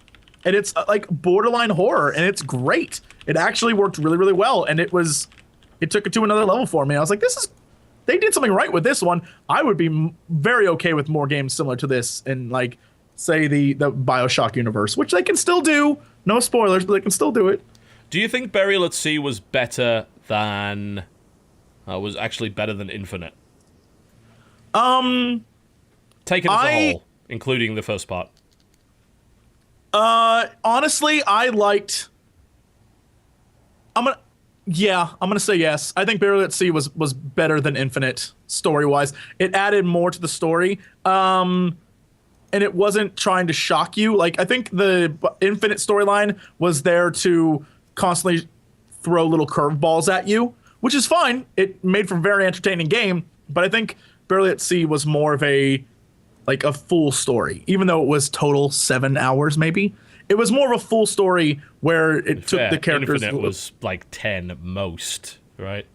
And so I don't know. I actually liked Burial at Sea a lot, but it's also because I think the characters matured. Elizabeth, who I will say, even though Booker's the main character, I think Elizabeth's the main character of the game, of the BioShock Infinite universe. Yeah, and totally. I feel like she as a character matured, and then it not only showed her mature, but then it explained why she matured. And I think that's the biggest shock of the entire thing, which I won't spoil, is the course that she was set on in her maturation, which I think it's one of those things where it's like, oh shit. And so I think that's the big twist. It's like why she grew up and how she grew up. So I think that's the biggest thing to take out of it. Fair enough. It was fun. Other than that, I mean, Diablo, but we talk about that too much. Diablo, play that, and yeah. I honestly can't think of... I mean, I went back and tried to give Thief another second chance because after I played Burial at Sea, I was so on my it's just like Dishonored, I'm digging it. I went back to try and play Thief again. And Thief has moments of greatness intermingled with just complete boredom. I was like, why is there so many good moments in this game and the rest of it's just like, you must loot everything. And I said this before, when the game tells you to loot, it's not as fun as when you want to loot because it becomes your job, right? Yeah, and it's just... It angered me, and so I stopped playing that again. And so really, that's been my week. Do you think the open world actually hurts it? Would have you preferred it to be more like the original games, where it was just, here's a mission, do it. Here's another mission, do it. You'd prefer that. I agree with that. Yeah. I don't like the open world's great for some parts because there's you can be very sneaky and do different things, but it's just a general pain in the ass. Like there's parts of it where it's just boredom because you're if you don't want to get caught, you're just waiting and not doing anything. And so it's like, I'll wait here. And because they made fighting, as I said before, so difficult where you have to press R and V, which is the most worst keyboard positioning for fighting stuff. There's they don't nothing want you to stopping fight. you rebinding that. You know that. Right, but they don't want you, like, it's obvious they don't. Fighting is not the mechanic of this game. No. It's about sneaking and hiding and knocking guys out and running, which is fine, except it's just every one of their brothers is very good at catching you, which I think I complained about it in Dishonored. Like, these are the worst. These are the dumbest guards. I like them dumb. I love them dumb now that I have a game where it's like, we know exactly where you're at. F that business. That's too much for me. Power I like fantasy. dumb guards. Say it time and again when it comes to Dishonored, it's a fucking power fantasy. Less of a stealth really good. game. Feels really. I love Dishonored, and I can't wait for the sequel. Coming soon. Totally. I still need to get around to playing the Dishonored DLC, honestly. It's the DLC is fantastic. The Witches of Brigmore, or Brigmore Witches, or whatever it's called. Fantastic. It's actually really good. That's one of the few DLCs that I was blown away by. Like, damn, they actually tried to make it bigger than it's just in this little tiny town. So good on them. Yeah, I need to play that. Absolutely. Anything else we've all been playing this week? Broforce came out on Steam Early Access. Broforce. What do you That's what I was reckon, going to say. Tim? Broforce. Yeah, you and Broforce Jesse is a played it. hilariously fun game. I love it so much. It's basically speaking of power fantasy, that's what it is. You play as bro-ified versions of celebrities and movie stars. Yeah. And Awesome. It's a platformer where you just murder. And so you can literally be anyone from, and they all have their special weapons. So you can be, I don't know, what's the Blade bro's name? Oh yeah, I don't remember, but It's Blade from the movie Blade, except, and all he has is his sword, and he just runs around like, and he can slice up the map. There's oh my God, there's Will Smith, like it is everything is, your Stallones and your Bruce Willis's and all those different guys. But then they even have like Will Smith from Men in Black, and he has this little tiny pea shooter gun that destroys like half the map. It's incredible. But if you play with friends, you can kill each other, mostly on accident, and it is hilarious. And then at the end of the level, the best part is the end of the level when there's only one rope on the helicopter, and whoever jumps on that rope, everyone else dies. The level explodes and everyone dies, and the guy just gets away. That's a Castle Crashers kind of style of dickery there. I love that. yeah. It's so much fun. It is a blast. I would say play it with as many friends as you can, because it's insane. Yeah, it's totally crazy. And sometimes, like, I agree, play with as many people as possible because it's all about hyping up like the absurdity of it. But whenever like two people die and it's just me left, I'm like, oh, this is kind of nice. Like I can just like walk through the level Contra style and like shoot people. But yeah, no, it's really good. And like it's one of those rare games that's like, not to bring up a recent top seller on Steam, but it's funny, but it also plays well. And I think that's really cool. And we will get onto that in the news. I'm having a second crack at this. It's gonna be fun. I'm looking forward to the reactions. Yeah, it actually looks good. I'm watching you play it on the NLSS, which is the NorthernLion Scum Show, if I recall correctly. Close enough. Yeah. Which is a show that you do like 3 times a week or so. Yeah, that looks right up my alley. Yeah. Looking forward to that. I'll definitely give that a play. I'm trying to find a name of the characters because they're incredible. They have the best names. Yeah, there's like the Brominator and Bro Dread, Braid is the Blade one. Braid? Really? BA Bro Raucus. There's Bro in Black. There's Brobocop. That's my favorite. Yeah, Brobocop. Nice. Brodell Walker. So you get Walker Texas Ranger. He's in it. The Brominator, Bromando, Indiana Brones. McBrover is in there. You have Nebro, so you can play as Neo. Rambro and Snake Broskin. There's this. Oh, and Ash Williams. Yes. So basically, all the big time 80s and 90s action stars are in there. And I love that they're just not even trying with the names at that point. It's just like, stick Bro in there somewhere, see what happens. Yeah, it is on early access, so I won't cover it until it comes out, but I'll certainly play it, as it looks like fun. Even the Greenlight version of the game was fantastic. Like, how it's early been access good would you forever. say it is? Exactly. No, it existed in a full game form on Greenlight, so I mean, maybe they're just polishing it. I don't know. It plays fine online right now. weird. There's only like there's only 10 levels in the online campaign right now, so you can beat it in like 12 minutes or 15 minutes or something like that. But it's worth playing over and over again because you get different characters every time, and it changes the way that you play. And when you die, the character you get again is different. Like you don't choose your character. You always are playing someone different, and so and you can even switch. Like you can save a person and switch the character with them, and it's very fun. So if you like Braid, for example, he's the best. There exists a video where I make it through a level in like 3 seconds as Braid, where I'm just like, pew, pew, pew, pew, pew, and guys are exploding around me, and somehow I live, and it's beautiful. It's like, how did that happen? Doesn't matter. It did. It's great. It's a very funny game. And yeah, NorthernLion's right. It's a game that's funny without trying very, very hard. Like, I would say they tried the least hard to be funny, and it's hilarious. All right. Yeah, that definitely sounds pretty good. I played a little bit more. It looks beautiful too. Yeah, I like the style of it. I think it's what it needs to be. If you're gonna have a lot of destruction, that's a good way. That's a good look, I think. Especially if like blocks are coming away and the level's destructible. It reminds me of Worms. Like not the newer Worms, the original fucking Worms. You know, with the classic graphic style before they went a little bit too cartoony with it. No, it's alright. It's very fun. So I would recommend it. You know, I played some Arkham Origins Blackgate Deluxe. How's that? Fucking terrible. Oh man, Do tell. So imagine this, right? You know I'm pretty bad at navigating in video games, right? I get lost quite easily. So imagine this. You're playing a game that is 2.5D, and by that they mean they're going to change the camera angle randomly, but you're still stuck on a 2D plane. Then imagine, and I'm about to show this on the screen, that your map looks like this.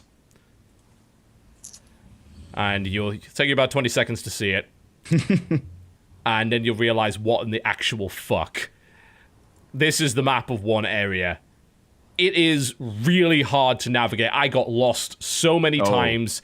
Most of the areas look the same. Oh my god. There's a lot of identical vents. Every one of those lines is a vent, which turns multiple corners, by the way, and every vent looks the same. There are vents on multiple levels, so you have to be at a certain height to access them.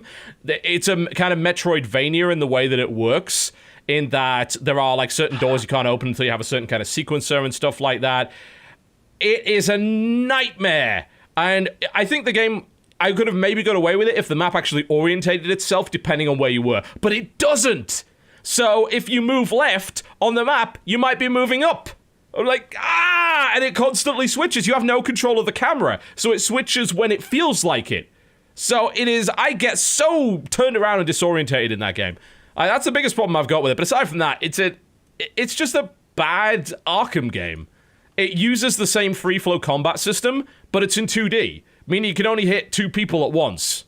So you're like, all you're doing is pressing backwards and forwards, because everyone else is kind of milling around the foreground and background. So when you knock one over, another takes his place, you punch him. It's just a waste of time. That you could barely use any gadgets in combat, so there's very little combat variety. It's slower, it's clunkier, it's less responsive. It doesn't look very good. I mean, it was a Vita game originally, so, and a 3DS game as well, so you wouldn't expect too much, but it ended up on PC for $20 as the deluxe edition. They barely uppresed it. There's no options. Like, it's just, no. Absolutely not. So why even bother? Yeah, it's a waste of your time. It's more of a waste of your time than Liberation was, and Liberation was a pretty big waste of your time. So yeah, that was one of those games which frustrated me. Like, I almost didn't make the video because I'm like, I can't push far enough into this game because it is driving me insane. And I want to make sure I at least get far enough in to like unlock a couple of devices and figure my way through the level. So I kind of pushed forward, and then ended up in a bit where there's no enemies. Like, you go like 30 minutes and there's no fucking enemies. Because once you kill the enemies, and there's not that many enemies in the game, once you knock the enemies out, they're gone for good. And that game has a shitload of backtracking in it. So you're backtracking through areas that would have had enemies in it, and you would have had to be stealthy, but no, they're not there anymore. So you run around in this empty fucking room for half an hour. It's, oh no. That sounds really fun. We should Under all no play circumstances. Go back and play Arkham Recommended by Asylum. TB. You probably didn't do all the DLC. Go play City. You probably didn't do all the DLC for that. Play Origins. All of those are much, much better games than this. No. I even get lost in those.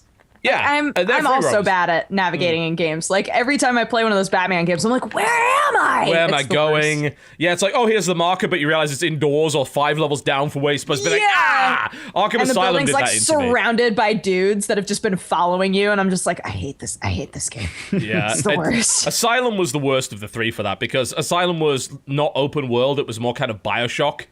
In the sense that, oh yeah, you're going backtrack and you can't get through this area, so it had that sort of Metroidvania aspect to it.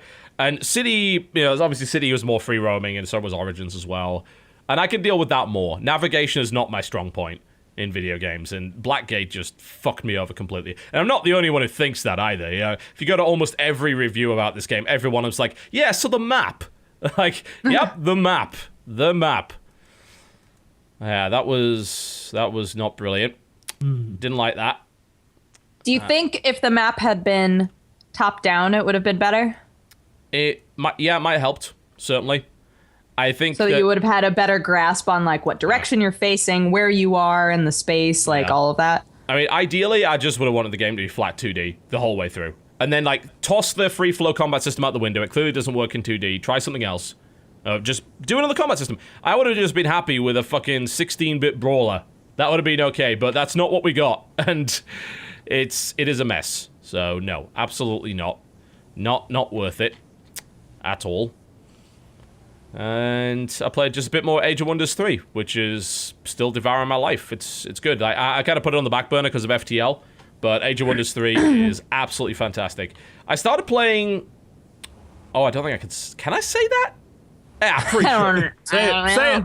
Let it out. I don't think I have an embargo. I don't see one in my list, so I don't think I'm breaking embargo on this. Plus, there's footage of this on the internet anyway. The people Go have the beta. I played a bit of Warlock 2 Exiled. Oh. And I believe, NorthernLion, you played the original, didn't you? Yeah, and I played a little bit of Warlock 2 as well. Yeah, I played a bit of Warlock 2. I'm not noticing too many differences yet. Like, it feels really familiar, compared to the original. It's very, very similar. Yeah, I know that some of the stuff that they're kind of hyping up for a sequel is like the map editor, so you can create your own like custom scenarios and maps and stuff like that. And it feels like... I don't know. What I played was like a 90-minute demo at Paradox's convention, but that was like almost 3 months ago now, so it might have changed a lot since then. But it felt pretty similar. I thought the interface was maybe a little bit more streamlined, but I also found myself like accidentally casting spells on my own units a lot by accident, but that could be my usual level of ignorance, willful or otherwise, I guess. Yeah. Warlock 2 is nothing like what I thought it was. I thought you were talking about an entirely different game. This is What were you thinking? This is like it's a game where it seems very much Skyrim-y, but you're a wizard and you destroy stuff. I can't remember the name of that one, but this is not it at all. This is an entirely I don't know what that is. Entirely different style game. Oh, you think of Lichborn? I think you're thinking of Lichborn. We talked about that on the podcast a few weeks ago. And apparently it has an FOV of 60, so like, nope. We'll see if they fix that when it comes out. I can't imagine how terrible that would be if I got a first-person magic game where you're looking through blinders like this. God, it'd just be so bad. Is this game? Does this game play similar to the old? Does anyone remember the old? Oh God, this is it's like not about 90s. Master of Magic by any chance? I was gonna maybe for the. I was just thinking about the game Warlords and Warlords, like all the different Warlords games. Yeah. Oh Jesus, that's going those back a were little bit. amazing games. But that's like early '90s gameplay. Yeah, but yeah, well, those. I would is that say it similar was- to this? Kind of, because like Age of Wonders and Heroes of Might and Magic were both kind of inspired to some degree by Warlords, at least with their continued development. Warlock is like, let's take a little bit of Master of Magic and toss it into Civ 5, basically. And it's very, very, very similar interface and things like that. And I mean, it's the original Warlock was pretty good for what it was. I was definitely okay with it. I enjoyed what I was doing with it. Warlock 2, at least so far anyway, I've got it's a couple of days until it comes out, so I've got to keep looking at it. It definitely does feel like more the same though. That's so. I don't know if I'm 100% okay with that because I've been playing a lot of Age of Wonders, and this seems like a really bad time for Warlock to come out because Age of Wonders is a more combat-focused game. It's a more RPG-focused game. A little bit less Empire management. I do like the fact that there's more Empire management in Warlock, so you're managing economy and things like that a lot more than you would be otherwise, but it's still nice. It's just very similar to the first game. Maybe you can tell me sure if I'm playing Age of Wonders 3 wrong, because I have like 3 or 4 hours in it, and when I play it, I'm like this is. I really like the combat a lot. I'm really into that like strategic turn-based combat, but people have told me like I shouldn't be playing campaign mode. Like the campaign mode is just a tutorial basically, and I'm No, like, it's well, bullshit. Campaign mode. Oh, is awesome. okay. All right. I never realized that you're just supposed to play like sandbox style, I guess, like the way you would in Civilization. You can do that. But the actual campaign man. is good, in my opinion. Like, there's a lot of stuff that goes on in that campaign. I enjoyed the campaign a lot. And I don't usually play campaigns in games like that. I never play the campaigns in Heroes of Might and Magic. I just play custom games all the time. But no, I actually quite like the Age of Wonders campaign. But yeah, Sandbox is fun, because it does give you access to all the races, all the classes. You can come up with great combinations. I'm playing a game with a Dwarven Dreadnought, and it's fucking awesome. I've got flame tanks and land ships and spy drones everywhere, and the equivalent of a magical nuke. It's kind of neat. Yeah. Fair enough. I think it's just like it's a little too complicated for me as someone who didn't really play those games when I was younger. Like in my formative years, I was playing like All-Star Baseball and Madden and stuff like that. So I never really got that kind of. Hey, you guys all brought up a mobile game that you were playing this week, so let's not throw stones here. Fuck you! I am the most hardcore quiz up player in the universe. Like I don't have that kind of like acumen built in. I just never learned how to like manage that many traits and menus and stuff like that. So it's kind of impenetrable for me, but I've been seeing a lot of people be really into it. So I'm curious. Dire penguins are in Age of Wonders 3. It's a selling point. Yep. Are they just huge penguins? They're huge penguins with red eyes. One of the characteristics, which actually affects the game, is dedicated to evil. Which is brilliant. They're like pure, like evil aligned creatures. When they went to my army, they had like 0 morale because of like, he's too good. So I sent the dire penguins to their deaths. I got a spell to summon dire penguins. It was fun. I enjoyed that. I want to make an entire army of it. Yeah, it's just evil penguins. Yeah. There you go. Yep. There is a quick movement option where you skip the animations of all movement. Like if you just, I believe if you just double click, it just skips the animation immediately. So.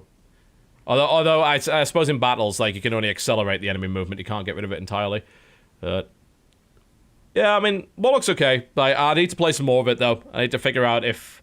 And I also need to try the original again, because I played it a long time ago. I need to remember. It's like, what is different here? Because I don't remember. The only thing I think is different from what I can tell where the combat works is that ranged units kind of have a support ability now, where if your melee unit is attacked within range of a ranged unit, they'll provide supporting fire, which it seems really powerful. But I think that's designed to kind of set up better formations with your units. We'll see. Okay. It's okay. But yeah, I need to assess it way more. I haven't played enough of it. I think that's about it, really.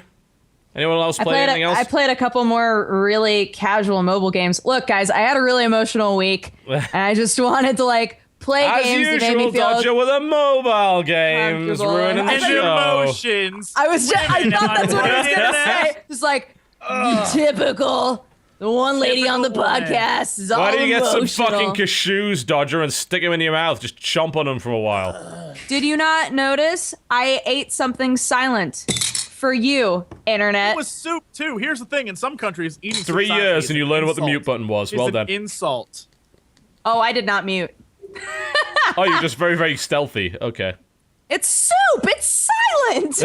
No. It's supposed to make noise when you're eating soup. Anyway. That's good. Slurping. In some countries, you insulted people. Indeed. Campbell's letting the world down. Campbell's is the McDonald's of the soup world. Is that what you Get out wow. of here. To be fair, if true. you want a can of salt, then Campbell's soup is just wonderful for you. I don't.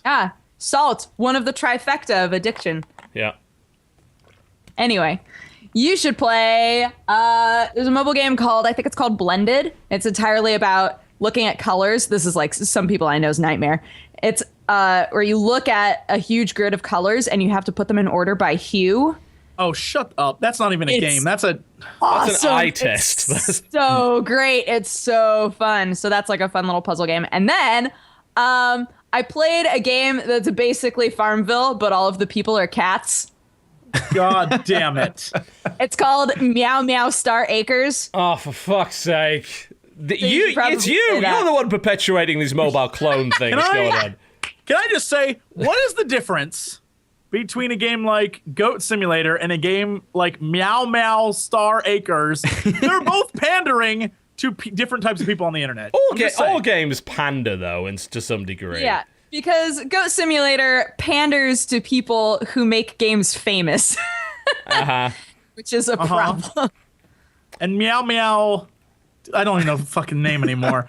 Meow Meow. Meow Meow Star Acres makes you do math problems, simple math problems, like 6 + 1. Are you getting games designed for like decisions. 4-year-olds? Yes, that's what I'm saying. This game is meant for like straight up children. They were like, what if you can answer 6 times 1, we will let you look at the gem system. And I was like, 6? Like, is this a trick? Like, what am I doing?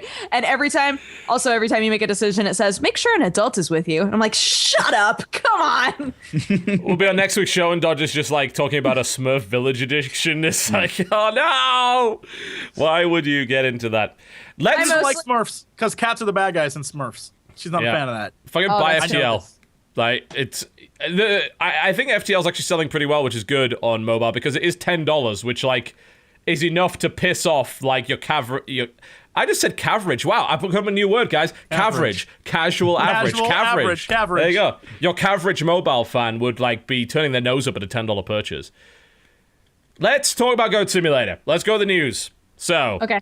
This should indicate just how terrible the news is this week, when one of the top flying topics is the fact that Goat Simulator will receive free content, getting a free content update, and that will include, I believe, an additional map. And I think probably more mutators, I think they were saying. It's the smartest thing they could have done. I'm not gonna lie. Wait. They said specifically, when Goat Simulator was created, they were like, we're never gonna patch this game. We're never gonna fix anything. We're never gonna add to it because it's meant to be a buggy piece of shit. Yeah, and now, exactly. Look what they're doing. Yeah. Like, here's the thing. Here's the thing. They're the opposite of Flappy Bird guy. They saw money and they said, we're not gonna be some guy who's gonna go off in the middle of nowhere, Vietnam. We're gonna be like, fuck it, let's roll in that shit. And I appreciate that. They know that this is gonna be the thing that's gonna make them money, and they don't give a shit. That's shameless, and I love it. Because honestly, good. They made a game that was designed for YouTubers to exploit audiences. And exploit it did, and views it got, and money they made. Can I point out, like, the audience for this game is obvious. When you go to the news page about it, it's on Facebook. All the top voted comments are fucking memes. Every one of them. There's like a good guy Greg here, which like knows gaming community wants DLC, gives it in form of free update, because no one has ever given away a free update to a game ever. 470 thumbs up. Some fucking cat thing that says heavy breathing. Some other thing which says, oh, goat, yes. Shit, just goat serious. Some fucking Ron Paul thing. There's a husky in there somewhere. There's some ripped off cartoon that has JPEG encoding. Yeah, that one. Face? Yeah, this is it. This is who this game's aimed at. People that love the fucking Maymays. Is anyone even surprised by that? Apparently, it'll also add local split screen multiplayer, implying that any of these people have friends. Good on them. Wow. I'm not gonna play. I played it once for Fan Friday because people asked me to play it. I have no intention of ever playing again. No. Good for them, though. You know what?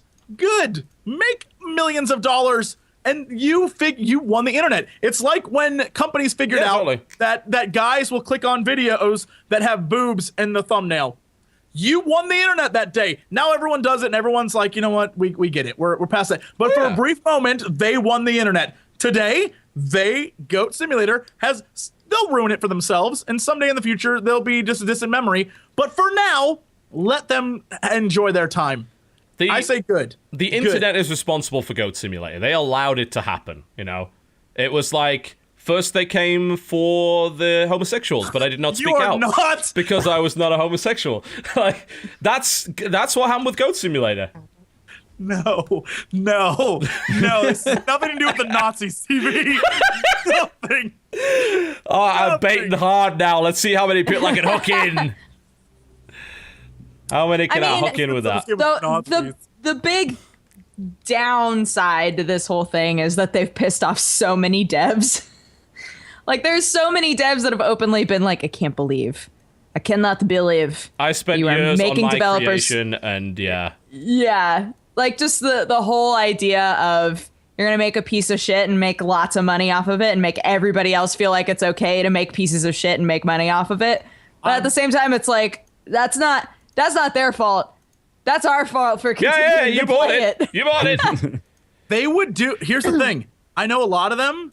I mean, not personally, do I know a lot of them, but I would imagine a lot of them, it's less, oh my God, I can't believe this guy ruined it for everyone, and more like, fuck. Why didn't I how did he pull that off? Yeah. Right. Why didn't I think of something like that? And I know a lot of it goes back to when you see someone on, as a YouTuber, when you see people on YouTube who overnight shoot up 5 million subscribers, you have that moment of like, fuck. God damn, what did they do? And you watch their videos and it's like, me and my friends are playing games. And it's like, God, why didn't I do this shit? And then you're just like, you know what? I'm good with me. I'm good doing me. You justify yourself. It's like, I got credibility. I got credibility. I might not be as popular as those guys, but I got credibility. I know I got to work a lot harder, but I still got my dignity, man. You have to justify it to yourself, when in reality, the first thing you're thinking is like, I wish I would have thought of this. And then you're like, oh, man, everyone's a PewDiePie now. In reality, look, guys, if I could justify being insane in every video and not want to die at the end of the day, I would do that in a heartbeat. It takes a lot of work. God bless those people who every video is like, I can't do that. I'm too old for that shit. I can't. Some people were born sociopaths. That. Some people made themselves sociopaths. That's what I'm saying. Like, don't hate the player, hate the game, man. Yeah. Oh, I hate it. Don't worry, I hate that game. Although if I'm going to be fair and not just like pissing people off now, because I'm kind of just poking the beehive, because that beehive is really easily offended and hilarious. But I'm glad that they're adding a new map to it, because one of the problems that I have with that game is there's just not enough content to justify the fucking purchase. I get bored in about 20 minutes. And adding a new map will definitely help with that, because it seems like all of their fun there is based on the things that you find in the map and not emergent stuff, which I think completely misses the point of what a game like that should be. Is the physics end is just not good enough to do a lot of emergent stuff, I guess. I'd rather play Saints Row 4 and do crazy shit in that than do crazy shit in Goat Simulator, because there's also a game there. So I can play that game once I get bored of doing crazy shit. But they are adding another map, which is good. And local split-screen multiplayer, it's cool that's in there. New goats, which one assumes, more unlockables and stuff like that. Great. Okay, cool. I'm glad that they're adding to that. I think that makes it an easier value proposition for some people. I still don't really want to play it, but I'm glad that they're doing that. That's cool. I think that Goat Simulator is like a funny idea. Like, if you read that on paper, you'd be like, yeah, that's all right. That's kind of funny. You play as a goat. That's weird that you don't do that very often. But it's not that funny to actually play, in my opinion, at least. So I kind of feel like it's like the snakes on a plane type thing, where people are like, snakes on a plane, that's so weird hilarious and absurd. And wacky. Yeah. And then you watch it and you're like, it's not really that funny, even though I'm kind of into it.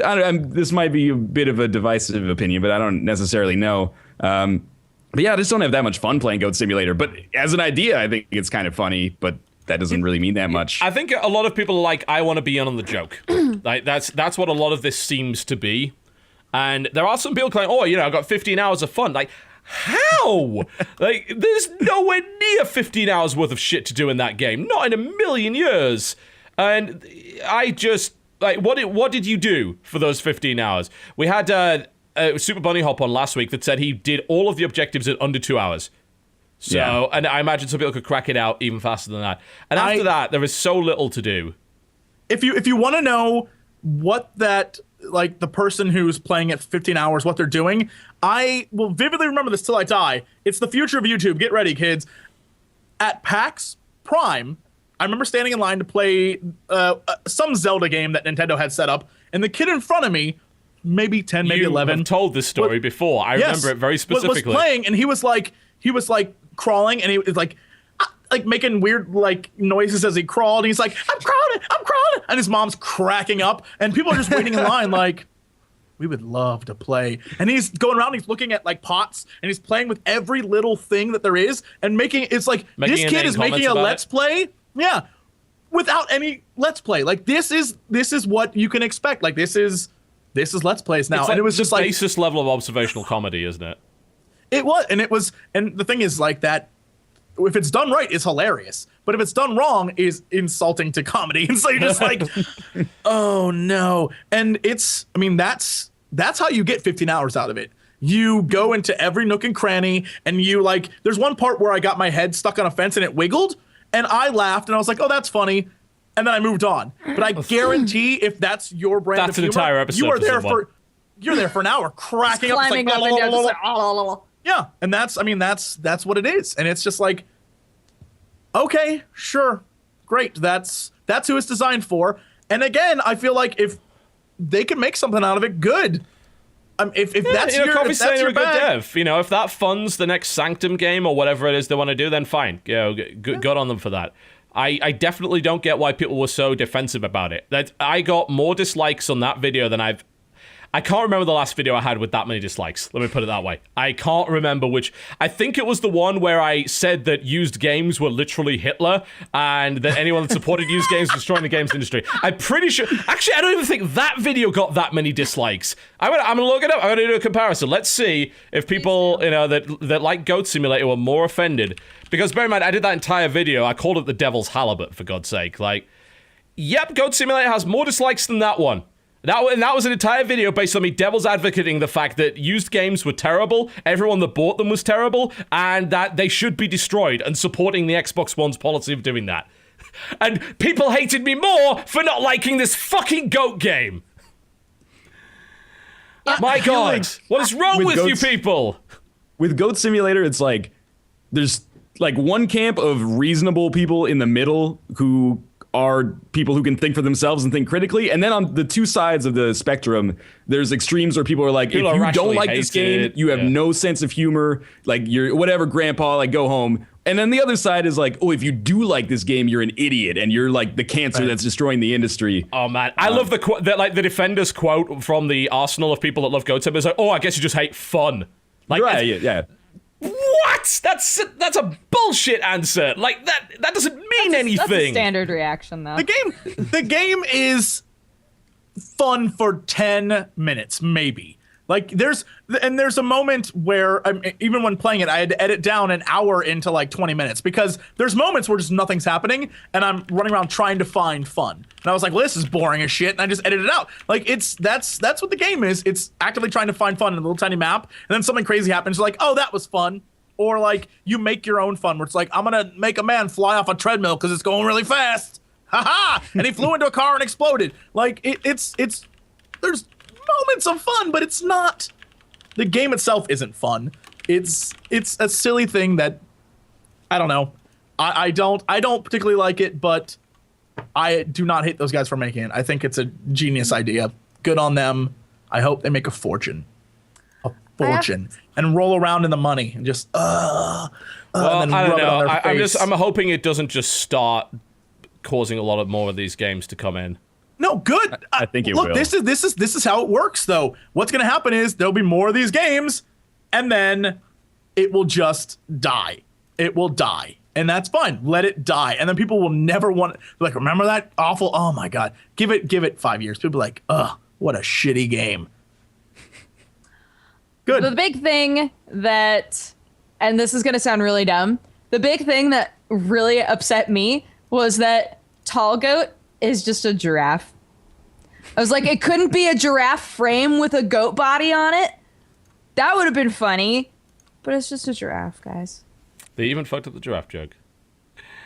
Oh, man. These... Yeah, I think people, according to chat, they had the problem that they thought, like, in my tone that I was condemning them for, like, liking the game. Like, no. If anything, the only thing I would ever condemn, and this is the same with like Twitch Plays Pokemon, it's like of people that ran that shit into the ground because they couldn't stop with the epic maymays like all the time. It's like, we want to be part of a community. And there's the Goat Simulator community. Like, you're not a community. You don't know these people. The only thing that you get out of this is you say, I like this, and someone next to you says, I like this too, and then you feel validated as a person. Stop defining your identity by the fact that you like Goat Simulator. What the hell's wrong with you? The internet is a fickle mistress. It is. And I just want to point out that if you go on places like Imgur and Reddit and you see things like if you're looking for Doge images, you won't find many anymore because they're slowly disappearing. And it's because people are sick of it. And the same thing with Twitch Plays Pokemon. People that's basically dead. People just have given up. And it was, if you remember, it was literally everywhere. And then they brought it back for another time, and they're just slowly died off. Halved the viewership at that point. Mm-hmm. Right now, it's at 9K now. This is at its peak. Like, when it was doing the first one, it actually peaked over 100K. Now it's at 9. Last night, I saw it at 5 during American prime time, 5,000, which is still quite a lot. But, like, we're crushing it with this podcast alone. So it's... And I mean, I don't know if you blame the subculture surrounding that for running that into the ground. I blame the subculture for this. I think internet culture in general, it picks up on something that's like, oh, this is funny. Let's all jump on this bandwagon, and then they beat it into the ground. And because of the internet, it's 20 times quicker than it normally would be. Yeah, and then the counter jerk starts very fast at that point. It's like, all right, okay, here's the circle jerk, and now I want to be counterculture. I want to be the counter jerk to that, and blah blah blah. And then people start really hating it. For me, I think the whole. There's two sides of Twitch Plays Pokemon. The first one being that some of the stuff that actually happened was very creative. I like the idea of adding context to chaos. But then, what actually ruined it for me is the bullshit repetition of everything. Absolutely everything. And then the demands to allow you to... Because people start try-harding it. It's like, we're going to beat it. We want to beat it. It's never the point to be able to beat it. And now that's all it is. Like, I think they may have taken Democracy Mode out now. Oh, really? But when they put Democracy Mode in, that basically ruined the whole thing for me. It was like, you've just defeated the point. Because a bunch of you wanted to try-hard it. And I see it everywhere, even like my Hearthstone videos, like, you should optimize this gimmick. No! The point is it's a gimmick. I'm committing to this gimmick. So, but if you put this card in, yeah, but I'm doing an all-epic deck. So, I can't put a non-epic in it because that defeats the point of the deck. Yeah, but it's not very good. That's the point! It's the point! Why must you try and min-max everything? But yeah, I think it was a combination of just running it into the ground. And it's a shame because there was some actually really creative stuff created from Twitch Plays Pokemon, and then it was repeated into the fucking ground. The idea of the Helix fossil religion and shit like that, and the dome, that's kind of clever until people repeat it ad nauseum until you want to kill them. And that's the entire internet. And there you go. That's what's going to happen with Goat Simulator is a game of that, you know? Mm-hmm. Give it time. Yeah, basically... Goat Simulator is like Lou Bega's Smash 1999 hit Mambo number 5. Everybody's really into it, and then in like a year from now, people are going to be like, what the hell were we thinking? Mambo number 5? He's not even Latin. I don't get it. Here's the thing. And this is what makes this whole story great.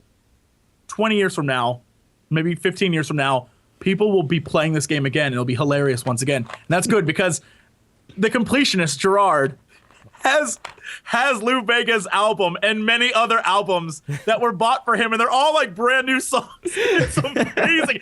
And that's like 15 years later. That's what I'm saying. Like, eventually it'll be funny again, but we're gonna beat it so much into the ground, it'll be dead. Good. It deserves its lifespan.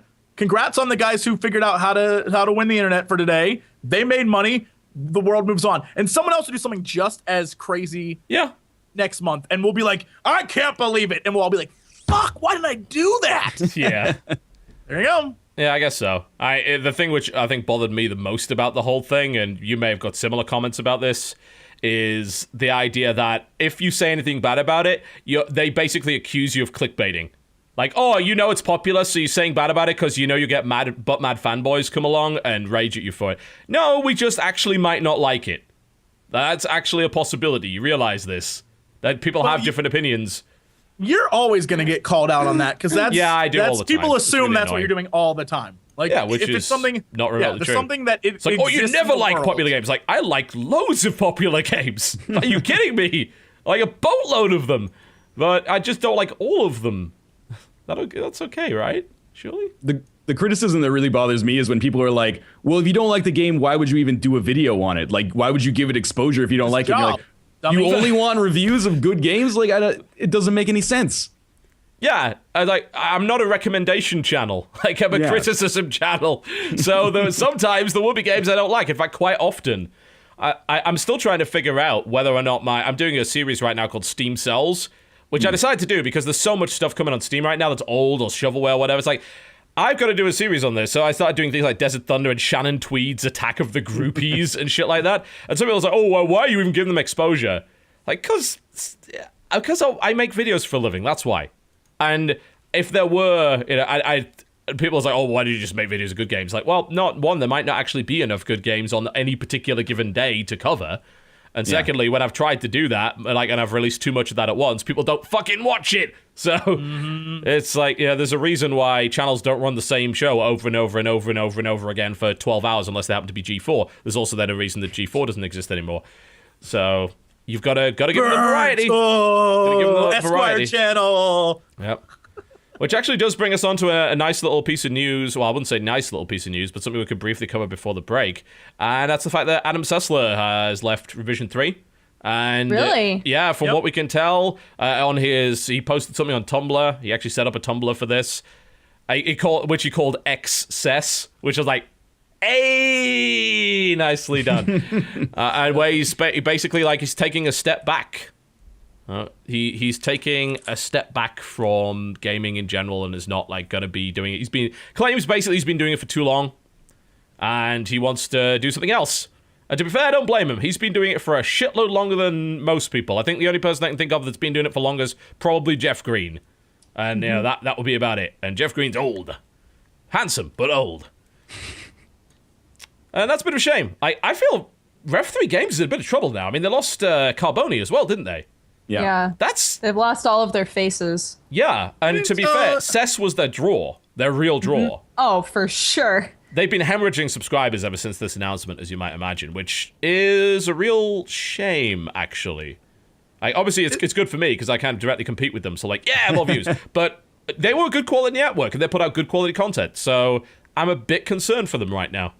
Didn't people at SourceFed and SourceFed Nerd leave too as well? So, all these, we're going to try and make a newsy gaming channel. People are just flooding out of that market very quickly. Dodgers, your time to make a comeback. Do it. This is it. More news, man. More news. Bring it back. Bring it back. News. Apparently, Carboni's still there. That's weird. I thought he'd left. He announced that he's leaving. Oh, yeah. So he hasn't left yet, but he is going to. I think Friday was his last day. And they lost Max Scoville as well. Yeah. Jeez. That's brutal. Hopefully they do okay. I know Tara's still around, but that is, that's pretty painful. I think it has to do with what TB has talked about for several weeks. There's no such thing anymore as gaming news. So no, not right now. Time to leave. But be sure to tune in to my show, SourceFed Rev 3 Gaming News, on youtube.com/pressstart to continue every Saturday. She's a liar, and she's infringing trademarks. That's what she does on a regular basis. Every day of my life. I feel like that kind of It's been a content. bad few months for news. Sorry, NorthernLion, go ahead. Yeah, no, it's all good. I just feel like that kind of content is it's good, and I like watching whenever I get the chance, but it's also really expensive. And you can look at channels like Rev 3 and you can be like, yeah, they get a lot of views, but when you start splitting that up for a production crew and all the staff that they have, then that doesn't pay as well as somebody who's just farting around a goat simulator for 10 minutes and then uploading it. And even if they get 1/10 the views, it costs them 1/1000th. So I mean, if you look at the view count on Rev 3 Games, there's no way they're making decent bank on that. Not a chance. Especially, obviously, over the last few days. Cess was the big draw. Even their goats, they did a goat simulator video and they only got 26,000 views, which must be they did one that did 12,000 as well. That's going to be the least viewed goat simulator video on the entire internet. And that's so everything that Cess did had more views than the rest of the stuff. It's that simple. And he was always the guy leading up the big games and also had the contacts to get them. So, when he does his infamous review came out of embargo. He hit 200,000 views. When he did his BioShock review, but even then, I think you're right. There's no way I know Revision 3 is a lot bigger than just the games channel, but if you look at any channel that does this kind of content on its own, they probably can't survive if they have any more than the staff of 2 people. It's just not possible. Yeah. A lot of these are one-man band operations in front of webcams because that is the only way you can do it and survive. And even when I was actively doing Content Patch, which was before this 2-month drought of news, even then it was still one of my lower rated shows, views-wise. And it took a lot more effort to actually make that show than it would a general piece of gameplay. So is there a place for that kind of content anymore? I think so, but I don't think it's a big enough place, and it's being cannibalized by so many people are going after the same piece of news. There's hundreds of shows on one issue that's just come up in the news. I do 2 of them. Yeah, you do. I cannibalize myself. Yeah. One of the things I think is really crazy about is I, for the longest time, just jokingly, I've been like, yeah, no, I could do this with the webcam. Give me 2 webcams in an hour. I could make the same thing. That a lot of, when I do different things for like big YouTube stuff, when you go to their film sets or whatever, you see they have like 4 $12,000 cameras and like crazy setups and like 20 people on It set. doesn't And you're just benefit like, you. this is insane. And I always want to be like, you guys, seriously, give me 2 webcams. We can make this happen, and it'll get just as many views. It is nothing to do with how well you make it look or how good it turns out. It's YouTube's personality based. That's all it and is. You're throwing money away. People want to see the people. They don't care if it's on a webcam. And in fact, I would say being on a webcam is more genuine than a giant production. And then like, hey, this is Jesse Cox coming to you live. Like, no one wants to see that shit. They watch that on TV. That's not YouTube. Yeah, and no, it's not. And you're absolutely right. You can production values, as long there's kind of a baseline of production values, I feel, on YouTube that's acceptable. If you hit that baseline, that being, is your footage in the right aspect ratio? Yes. Is your volume balanced correctly? Yes. Does your mic sound good? Yes. Do you at least apply the basic tenets of editing? Yes. You're golden. That's the baseline right there. And most people don't even meet that, and they still get fucking watched. I'm always bothered by people. And I'm sorry, Dodger, this might be shots at you as well. They kind of slap a webcam in the corner and don't put a frame around it. And it's like, Oh, it's my life. Yeah. it's 5 minutes to make your video look better. but even then, it's not. No one actually cares. Yeah, it's I was just me. saying, no one cares. And the reason why people watch Dodger, spoiler alert, is because it's Dodger. Literally, Dodger could make a video called like, which she does technically. It's called Coffee Time. She literally is just gibberish. Like, I'm gonna tell you what I did today, and that's it. And people love it because it's not about what she did. And I drink coffee and hey. It's not about the what dexterity you did. bonus videos are more often than not higher viewed than the Rev 3 stuff outside of the big game reviews. 'Cause And it's she nothing to spends do with- nothing on that. Not a thing. It has, but because people care. People care about, like, you've created like, this is who I am. I'm gonna let you into my life, and people want to know that stuff because it's much more interesting than like, yeah. So today we're coming to you live from E3 with 12,000 crew members, and no one cares about that. I can barely make a profit on E3, and I do it with 2 people. Yeah. And there's no way, if you're crewing any more than that, and I'm crushing you in views, so there's no way in a million years you are making a profit on E3 or any event. That's really difficult. Yeah. I mean, and that's one of the things, like, that's something that I learned back when the switch over from WoW, when we did that years ago, TV. Yeah. When I switched over, I right before the end, I had a news show that was like, literally every day it was like, this is what's going on in the world of WoW. It was great. And I was like, screw this. Yep. This is the I hardest did thing I've Azeroth ever Daily done. for 160 episodes, I think. I was like, I can't do this anymore. I'm literally done, because the amount of time it took all day to make one really good show, and it was just like, F it. This is for the amount of Oh, people it took watching. so much. I can go play a new map in WoW and get twice as many views. So why don't I just go do that? Azeroth Daily And could that's take how me Let's upwards Play of 6 started. hours, and I didn't even have a camera on that. Like, Yeah. that's how absurd it was. There were days when I'd have to spend the entire day just doing one achievement just to do one section of that show. I'm like, fuck everything about this. Like, especially when my interest in WoW, I only kept it going because I was really interested in WoW, and I felt like, I've got to be a WoW channel. And when that stopped being the case, I'm like, screw this. There's more sustainable models out there. And yeah, I'm very scared for networks like Rev3 that are doing that kind of stuff that is very expensive. And there'll be an interesting topic after this break to talk about, actually, that being Will Wheaton's Kickstarter for Season 3 of Tabletop, which a lot of people have actually criticized. And we'll go into that. Don't criticize, you son of a bitch. He said on last Wait, stream hold it on in. season Hold it in. 3. Hold it in. Hold it in. We'll talk about it after the break. Indeed. That we will. You're watching the Crucial Podcast. We'll be right back. Ladies and gentlemen, welcome back to the Co-Optional Podcast. The final 45 minutes, I suppose, at this point does begin. So, let's talk about Kickstarter, more specifically Indiegogo, actually. And that would be the campaign for Season 3 of Tabletop. They're asking $500,000, and they want to make 15 episodes with that. And it's doing pretty well so far. I think it is over halfway at least up to its goal. It got 100,000 on day one, so yeah, last time I saw it was like at 250K. It will, pretty sure it's going to happen at this it will. point. Yeah. It's at 440,000 now. Yeah, it'll probably by the end of the day it will be funded. But it did receive, there's quite a lot of controversy in many places, I've got to say. I read a lot of complaints about it, saying, there's no way. It was mostly based around the money. Like, there's no way you need $500,000 to make this. Mm-hmm. And then they cited a bunch of other YouTube channels which apparently made very similar stuff, which they did for a hell of a lot cheaper. Although I have yet to see any of those channels with, like, equal quality to this. And this is an interesting topic, I think, because we've just been talking about the idea of personality-driven stuff, production quality, and that kind of thing. So, I was Jesse, your opinion. Well, first off, again, just like to remind you, if this happens, I will be on season 3. Will Wheaton said so. Vested interest on his stream. Very bias. No, but this goes back to what TB was saying earlier about his personal what he thinks is a level of good quality production. Right?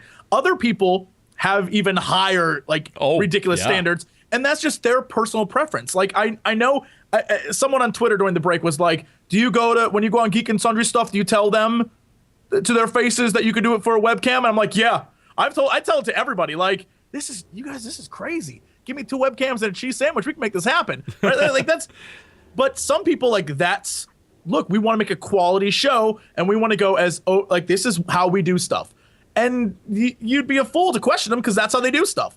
And they do it well. And the thing I just did Unplugged, it looks great. It made LARPing, which many people consider to be very silly and stupid, look freaking awesome. And guys, it was fun. So I'm glad it looked the way it felt, right? And that's the kind of thing that production quality can give you that 2 webcams can't. And so I think for Dodger and TB, having been on Tabletop, yeah, we've all been on. You see the production that goes into it, and they put a lot of effort into making it look polished. And it shows on the show. I think you can't fault them for wanting to make a same quality that they've already done before. Like you'd be foolish to say, "Oh well, cut it down." I mean, if people want to give them money, they will get. If it failed, if the campaign failed, then they would have to find another way. But they're saying we want to keep doing it the way we're doing it. Will you help us? And people are like, "Yes," and that's all you need to know. People are willing to give them money to keep doing it the way they're doing it. Because just as we just talked about, big YouTube channels like Geek and Sundry and Rev3 and all those ones that came during that push, like we're going to make nerdy culture videos, none of them are doing so well. I mean, that's just fact. And I don't know numbers, but it doesn't matter. Because if you just look at the way channels operate, no one who is a big channel right now is doing well. Because there's not enough money floating around to get. No, there isn't. And the reason why Tabletop existed in the first place was because it had 2 seasons funded entirely by Google. They got a lot of money to produce original programming of that quality because that's what they wanted. If you were to compare it, let's talk about Table Flip because that's Polaris's kind of version of that. They decided to do it basically with the Game Grumps and Markiplier to create something kind of similar. And it's not as good. I'm sorry. Like, even production quality-wise, editing-wise, it's not as good. It's clearly not using the same kind of level of quality of equipment. The editing is questionable at times. It still does the job, and I think a lot of people would be okay with that level. And a lot of people would be okay with even lower than that level. But as you explained, a level of expectation has been set. As Tabletop is like the cream of the crop, it's the one at the top. It is the best at what it does. I'd have to ask Polaris how much Table Flip actually costs to make, but I can pretty much guarantee it's not making money. There's no way in a million years that I would be willing to say most. I mean, I don't know, but I would be willing to say most things on a big channel like Polaris don't make money because the amount of time put into it, I find it impossible. Just the amount of money that goes into the production and the people. There's like 1 million people at Polaris. I can't imagine anything makes money there. But it's not about. I would assume it's not about making money. No, it's about building the brand because they make the way Polaris makes money as a giant multi-channel network is via all of the channels. I pay a portion of my revenue every month. That's pure profit for them. So they work off of that, and they need to build the brand because it strengthens everybody. So if you've got good content on your channel, which, you know, obviously Polaris has been struggling with. But if you've got good content on your channel, then that's good for everybody because, you know, it raises the profile of everybody by association, all sorts of things like that. But they have thrown money at everything. Like the Game Jam, as people are well aware, based on the number that was given out by that article on Indie Static, 400K in a day, gone. You really thought that show would have never made money in a million years? No? And I think 500K for 15 episodes of Tabletop, considering 400K just evaporated in a day for something that never came out, it's pretty damn reasonable. You know, that's what, $33,000 an episode. That's not actually that much when you're dealing with that many people. Well, and I think like it's just like what. Sorry, Jesse. No, go, please. It's totally along the lines of what Jesse was just saying. We have a product. We know what we're getting out of this. We've seen a lot of it. We've enjoyed it. We've loved it. And it is our choice to give money in order to continue getting exactly what we've already seen. It's not like we're going into this blind. Yeah, I think this is why I've spoke out a lot, obviously, against crowdfunding lately, but there are instances where it's a proven studio doing a proven thing. And I think in this case, like, look, there's 2 seasons of Tabletop already under the belt. We know what they look like. So, all right, either fund it or don't fund it. That's cool. I think if I've got one criticism, it's that he used flexible funding on it. Like, as far as I'm concerned, if he says it costs 500K, then make sure it's on 500K and don't enable a flexible funding option and say, oh, well, if we get less of it, we'll do it anyway. It's not, ultimately it's not being a factor because it's going to get funded at this point. There's no way it's not going to. But I don't know, that definitely left a little bit of a sour taste. Like, I just don't like that option. That might be the one thing. Yeah, I think of anything out of this, that might be the one thing where it's like, well, if we can't do it for that, we can do it for less. And I think that's where people can draw an argument from, which is, well, then why couldn't you do it for less to begin with?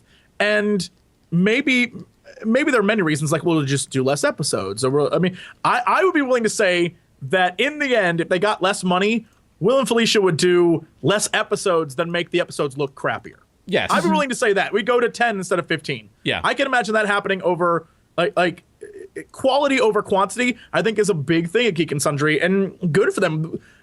We need channels like that on YouTube. They may not make a cent, but we need them to exist because it adds a different layer to what YouTube is. YouTube can't, I would hate if YouTube was all vloggers and Let's Players. It would drive me crazy. Oh, yeah. It already mostly is. And but really, that's because it's the only content you can actually make money on. As we've just seen, there's no way they could do Tabletop and say, oh, we'll just make the money back in ad revenue. No, not even fucking close. I would imagine, it wouldn't be unfair, I think, to say that the entire ad revenue of Tabletop up to this point from YouTube has most likely not paid for a single episode worth of expenses.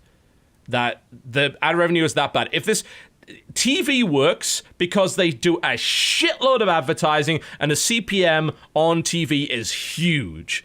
Yeah? Massive. It is not on YouTube. We are getting...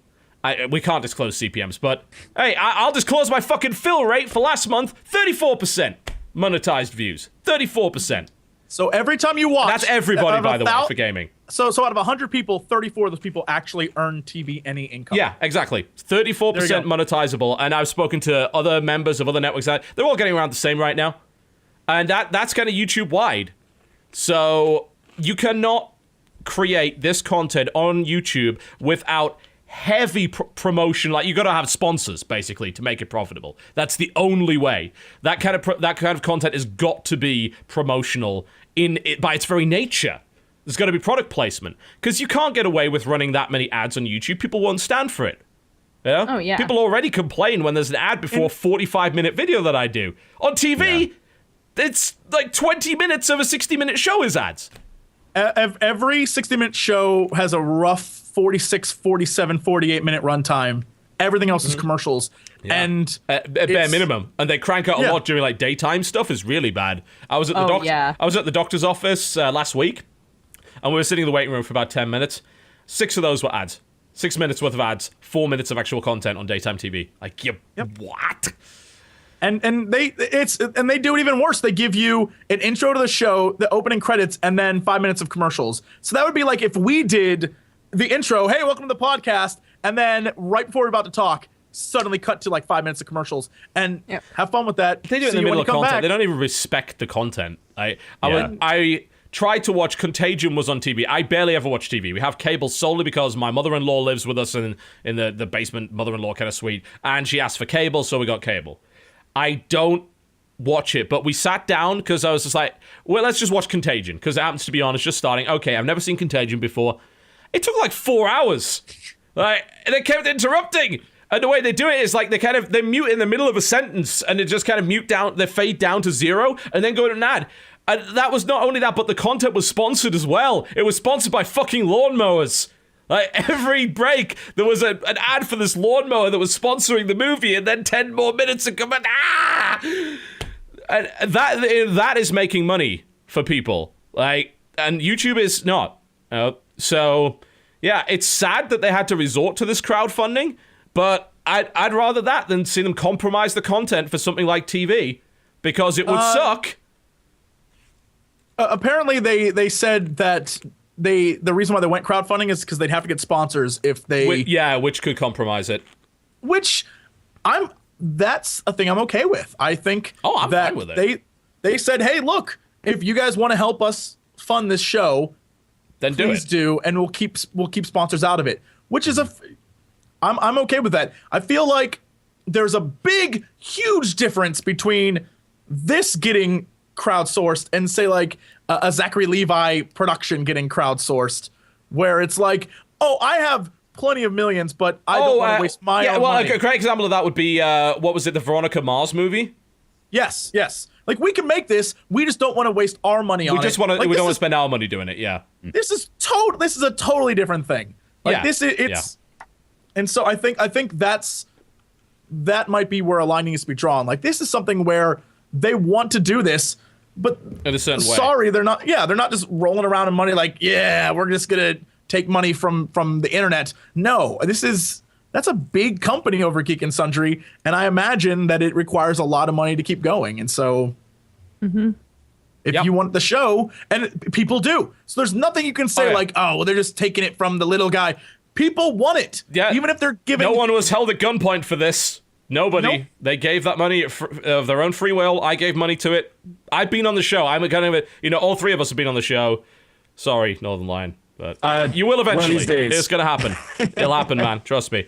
But we were all on that show. We saw the work that went into it, and I kind of think that gives us obviously a unique perspective on it.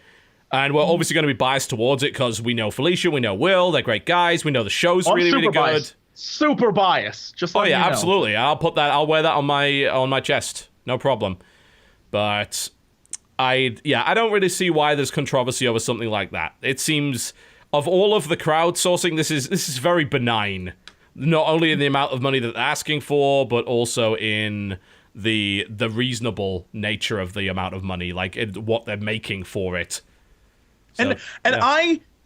I won't hate on anyone who does something similar to this on YouTube, because I feel like, since we're on sort of like a free markety kind of rant today, at least I am, I feel like if you're a YouTube channel, you can go to someone like, if Rev3 said, we're going to die if we don't get money. If people gave them money to keep going, great. If people didn't, that's why they're dying, because no one cared anymore. And so goodbye. It's been great. Thank you for stopping by and entertaining us, but your time is over, right? It's like one of those things, and there's nothing you can do about it. But I think saying to people, Google helped us the first time. We want to get the show back out there. It's a really popular show. We like doing it. The people on it like doing it. You like watching it. Will you help us? And if people help you, great. It means people care.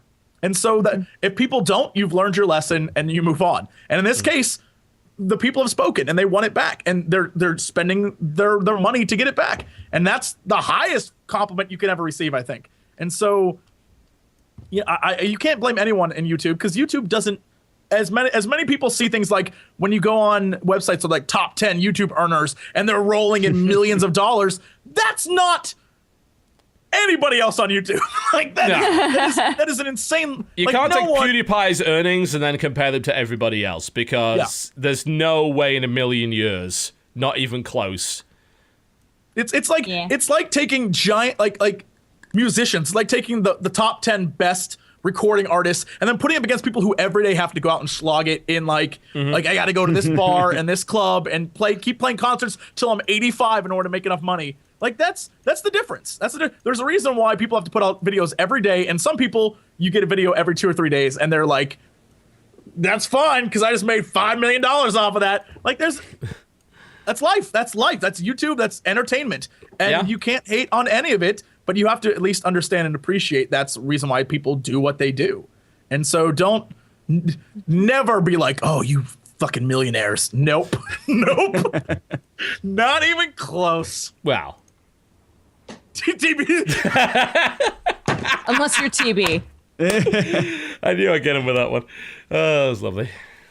I feel like I actually really like crowdfunding for the most part for that exact reason, which is like, if people are willing to pay you, then who says they shouldn't? The people who aren't paying you say that they shouldn't. But anyway, especially I really like it for content that doesn't work well on YouTube, either because it's too expensive or because it's too niche. If there's like a subculture or something where only 4,000 people are going to watch each video, but 100 of those people want to give you $10 a month, then by all means, like that's awesome that kind of content can survive as a result of passionate fans. Yeah. And there's no way that like an expensive show, if a show costs like $25,000 an episode, it's extremely unlikely that it's going to get there just in terms of ad revenue. So if you want those kinds of shows to exist, you're going to have to pay for them. So I really like it on those two ends of the spectrum. There's services which are allowing that to happen as well. I'm seeing a lot of, I think Campster went on down the Patreon route, and that seems to be paying dividends for him, because like I don't want to produce content on a daily basis because it's not what I do. I do like I'm saying this from his perspective. He does these really lengthy critiques that take a lot of time to put together. They're very academic. You can't churn them out at 2 a day like I can. That's not the same format. And he'd either have to compromise his content or, he'd take Patreon funding, and that he doesn't have to worry about cranking out a video every day. Because, like, it is being self-employed. If we don't make videos on a daily basis, we basically, we don't get paid. The only thing we have is our back catalog. And there's a drop. I had a 80% view drop while I was away at a Game Vid Expo for a few days. It plummeted. It's still fine because thankfully I have a large enough audience to make it work, but most people don't. And they have to be making videos every single day to make sure that they are keeping up with it. It's true. I was going to say, apparently it's Zach Braff, not Zachary Levi. Yeah, I was going to say, Zachary Levi hasn't done anything dickish. I like that guy. Look, too many damn Zachs in the world. Zach there should Braff be one is Zach. Zachary Levi, good guy. We like him. So, my apologies, Zachary Levi. I apologize. Zach Braff, what an asshole. I don't know the difference between the two. I'm sorry. But there you go. No, yeah, I think that's why you see Let's Players make videos every day, like multiple videos a day. Yeah. Because you have to. Well, you've got to find the balance between how many is too much when you're cannibalizing your own work. And what I found the optimal number was 2 a day, and I can't release 2 WTFs in one day because the second one will get heavily cannibalized by the first. Here's the thing. I found the opposite. Let's Plays are a totally different beast, apparently. Oh, yeah, because they just want the next part as quickly as possible, yeah? I for the longest time, I've been like, yeah, no, I'll just do this and this. Yes, apparently, if you play one game and release them all at the same time, okay, maybe not. Yes, Dodger. Zachary Levi has totally been getting shit about his Nerd HQ stuff. Oh, did he do that? So all the Zacharys? Oh, all the Zacks. Zacks are assholes. If your name is Zach. I've never heard. What is Nerd HQ? I haven't heard of that. Zachary Levi does a big, like, celebrity socialite party at Comic-Con called Nerd HQ. Okay. And he was like, this year I want $1 million. And no, I can't guarantee you'll get in. You probably won't. Wow. And everybody's like, yeah. Well, wait, never so mind we donate to you and we won't get into the party? Like, that's pretty shitty. And he's like, eh. So everybody's really mad with him too. So all the Zacharys, all the Zacks. All Zacks. If your name is Zach and you go by Zachary, you're an asshole. That's what you are. I have a couple of times like considered doing crowdfunding for a couple of things, and every time I've just like said, nope, it's not worth the hassle. It's not worth the aggro. It would be a huge headache. You have to obtain absurdly high standards to make things work. I won't even crowdfund tournaments anymore for StarCraft. Like, if I can't find a sponsor or pay for it myself, that tournament ain't fucking happening. Because there's so many expectations laid upon you at that point. Even if you are a proven product, you know? I'm going to let you guys in on an insider secret. Last year, Dodger, myself, and a few other people were planning to do a crowdfunded thing. And the amount of time and energy that went into trying to figure out how to do it properly, it was one of those things where we were like, there's no way we can justify that. No. Mind. Yeah, like it became too much. And it was just like, this is the people who can pull it off properly, God bless, because that is a pain in the ass. And I probably will never try something like that because there's too much involved. And then you have to make too many promises to too many people. And that's the kind of shit that gets you in trouble. And I was like, no, not even going to bother. I don't want to make promises I can't keep. And that's things like that die all the time. And so I don't know. Good on Geek and Sundry for getting it together. Yeah. Suck it, Zach Braff and Zachary Levi. They'll put out a good product. I have no doubt of that. Suck it, Zachs. I'm sure some of you out there watching right now are named Zach, and I'm sure you're all lovely. I'm sure some of you are like, Jessica, somebody suck it, yay! Some of them are probably terrible. He knows me. All right, let's move on, shall we? Away from that Yes. subject into another subject. We have like 25 minutes left of the show. We could talk a little bit more about news. Can we talk about the fact that people are bullshit and made shit up? So there was a news article that came out that said Xbox One will have official Xbox 360 emulator when Microsoft finishes thinking it through. That is in no way what they said at all. So this big news article makes headlines, hits like front page of Reddit, everything else on NeoGAF. Oh, big news, big gaming news. Finally, something big news about the. Except that's not what they said at all. So during a Microsoft Build Developer Conference, there was an audience member that questioned Mr. Frank Savage, who is the partner development lead, saying, are there plans for a 360 emulator on Xbox One? Savage says there are, but we're not done thinking them through yet, unfortunately. It turns out to be really hard to emulate the PowerPC stuff on x86, so there's nothing to announce, but I'd love to see it myself. That does not mean it will have one in any way. There are plans. Plans are, we talked about it once at like a lunch meeting. It sounded cool. That's literally it. That's as far as they've gotten. There are plans for Warp Drive. Doesn't mean it's gonna fucking happen anytime soon. It's true. I gotta ask, would any of you give a fuck if even there was one at this point? I know we talked a lot about backwards compatibility prior to it, but the systems are out now. They've been out for like 5-6 months. Games are starting to come out of them. Do we actually care about backwards compatibility now? Everyone says they do, and everyone has a game or two they'd love to have backwards compatible, but everyone has that one game or two, but everyone's like, oh, I don't think I play the other games, and that's why it won't happen. Because no one's like, I have 50,000 games that I love from Xbox 360 and Xbox, and I want to play them again. No one's like that. Very few people are like, yeah, no, that's my shit. I want to play Jade Empire again or whatever that was called. Like, no one's like, man, I need that That's game. the original Xbox, damn it. But I'm saying, like, stuff like that. Yeah. I mean, it seems like the way that things are going, right? They want to have games from the past systems in a sort of store cloud setting, right? Yeah, which is what they've been doing with PS3 and PS2 classics. Yeah, which, look, if the choice that you're making is I can either buy it again on the cloud, which everybody is like, no, I don't want to do that. I already own it. Well, then don't throw away your old system. Yeah. Yeah, there you go. If you want to throw away your old system, then buy the game again. But you already had it, you know? So it's like, I mean, that's a choice. That's a choice that you make. Again, I think that at launch, it's quite good for those systems to have it because it does make the changeover to the new generation easier. It's an easier pill to swallow. It's like, oh, well, even if there aren't any... I can still play those games. Yeah, I mean, I could still have the Netflix and the Kinect voice activation, and I can play Gears of War Judgment. Why you'd want to do that, I don't know. But if you wanted to play that, you could. You can do all that thing. Has anybody who bought an Xbox One thrown away their 360 or traded their 360 in, though? If they did, that was a dumb decision. Yeah. Nope, I didn't. I kept mine. I mean, I keep my old systems. I mean, why wouldn't I? Oh, no, I need a slightly larger multi-socket and HDMI cable. Shit, this is really taxing. Yeah.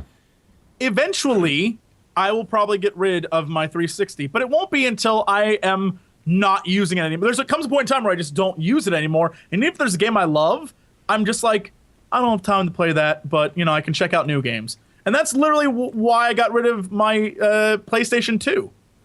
Because it was like, there are games on it I love, but I don't ever use them, so I might as well just sell it on eBay and make a few bucks. And that's what I did. And that money helped me a whole lot more than having a console sit in my room with a bunch of games stacked on it. Yeah. So it's... I don't know. I like the way that Nintendo has their store. I think that's great. I think You I like the Nintendo store? I do not. I like that it exists. I like I'm that it okay- exists. I hate the way they've done it, especially the pricing model on that. I don't like that you have to go from the Wii U to the Wii to the store. I think that's stupid as hell. But I am totally okay with the fact that if I want to buy old Super Nintendo games that I liked, I can just go there and buy it. Mind you, might as well just emulate the damn things and put it on ROM. But whatever. I think that the fact that it exists and it's there, I'm okay with that. I'm okay with that. If you want to pay a bit too much for a game, that's fine. But I like that everything that I would want from a Super Nintendo exists there. Well, I guess that brings us kind of on the topic of HD remakes, because I suppose that's the way around having backwards compatibility, that these big games, examples, Akami came back out in HD, we just had Final Fantasy X and X-2 in HD, there's obviously the Metal Gear Solid games, the Silent Hill games, which were apparently terrible in HD, Resident Evil 4 just got a port to PC again for the second time, which is a bit better than the first time they tried it, which was terrible. Would you prefer... I mean, I guess it's a false dichotomy to say, like, it's either or, because it's not, but to me, I haven't found too many issues where I'm like, damn, I wish I had a PS2 again, because like the games that I kind of want to revisit probably have HD remakes, and they're most likely going to continue to get them as we continue to go forward. Ace Combat HD 4 and 5 happen! I would kill for that one, absolutely. Man, And I don't have a problem with HD remakes. I think... I mean, I guess it's kind of lazy, and I'd rather maybe that development house was working on new IP, but let's be honest, again, false dichotomy. Would they be working on new IP if they weren't making an HD remake? Probably not. It's a good way to make a bit of money. It brings back a game, polishes it up. More often than not, it adds some really nice features to it. Sometimes they fuck it up, yeah? There's no doubt about that. But I'm happy that things like Shadow of the Colossus HD exists. Yeah, that's a wonderful thing, and Ico HD in particular. I don't know if I'd like to see God Hand HD. I think the charm of that game is that it looks shitty. And I think it needs to stay that way. I want to be able to keep clipping through walls and do it all, punching people into space. And I don't know, if they polish that up, it might not be as good. But yeah, I'm okay with HD remakes. And I think that as more come out, I think the need for backwards compatibility sort of lessens at that point.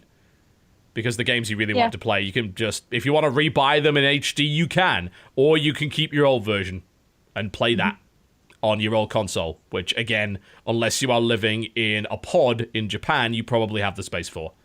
So, yeah. If this emulator ever does come out, I don't think it's a big deal. And by the time it does come out, it's never going to be a selling point anyway, because people are going to not give a shit about 360 anymore by the time this thing comes out. It would have been a selling point if it was there on day one. So they probably won't even bother with it as a result. I don't know. 360 was around for a while. A lot of good games on 360. I think people are going to love their 360s for a long time. Oh, yeah. But they'll probably just keep them. You know? They won't kind of... At that point, they won't be too worried. I think that the only people that benefits are like the early adopters that are going to trade in their old library for the new one. And then it's like, oh, okay, so you trade in the games that I didn't want to keep, plus the system, so I get some money off the new one. That's cool. That works. And then backwards compatibility might be an issue for them. But and I'm seeing an increasing number of people just hang on to their old machines. I still got my PS2 lying around somewhere. Like, why would I get rid of it? I mean, it's not worth anything anymore. If I want to play my PS2 again, I can just plug it in again, or I can emulate. Yeah, I mean, how much does an Xbox 360 even trade in for anymore? There's like 100 million of them out there. Yeah. Yeah. Let's see if I go on I assume if I go on the GameStop website. Plus, you can buy a new, better one for much cheaper. Like, why would you buy a used one? It makes no sense. Well, I would never buy a used 360 because a lot of the older models were really unreliable as it was. So that's generally not a good idea. I'm looking to try and find out how much a 360 trades in for. They're doing it. I mean, that's not trade in. That's just how much they sell it for. Like they sell like a pre-owned Blast bundle, which has 6 games, 20 gig 360 for $140, refurbished. Yeah, That ain't bad. No, it's not actually. That reminds me of I think when the PS3 came out, I bought a PS2 because I work at game and I had no money, and I got a PS2 like one of the older ones. I didn't even get a slim. I got one of the kind of fatter ones for £40 with like 5 games, and I got all the games I wanted as well. I got like pretty much the best of. Like, this is great value. Hey, if you want to have great value gaming right now, there are so many options for you. None of them, of course, involve buying the next-gen machines, but you could buy an older console, or you can just buy stuff on Steam for like $10. Yeah. Why not? And we can't even pretend that next gen is the big thing right now, because it really isn't. There's no game that has really cemented that yet. Even Infamous. I played a bit of Infamous. Like, okay, lighting definitely looks good. It's a step up, but it's not a big step up. It's not a huge leap. Mm-hmm. And to be fair, that was exactly what it was like in the 360. You remember Perfect Dark Zero? It's like, oh, that's gonna look amazing. It looks fucking awful. Let me remind you. I'll show this on stream for you, because this was the next gen killer app on launch of 360. This was what that looked like. At Christmas time, I was at a GameStop, and people were buying 360s for Christmas. Like, that was their gift. Yeah, and so, spoiler, they aren't going to be buying any new consoles anytime soon. That's the gift they got for Christmas that year. So to think that, like, oh, just wait, this is going to take off.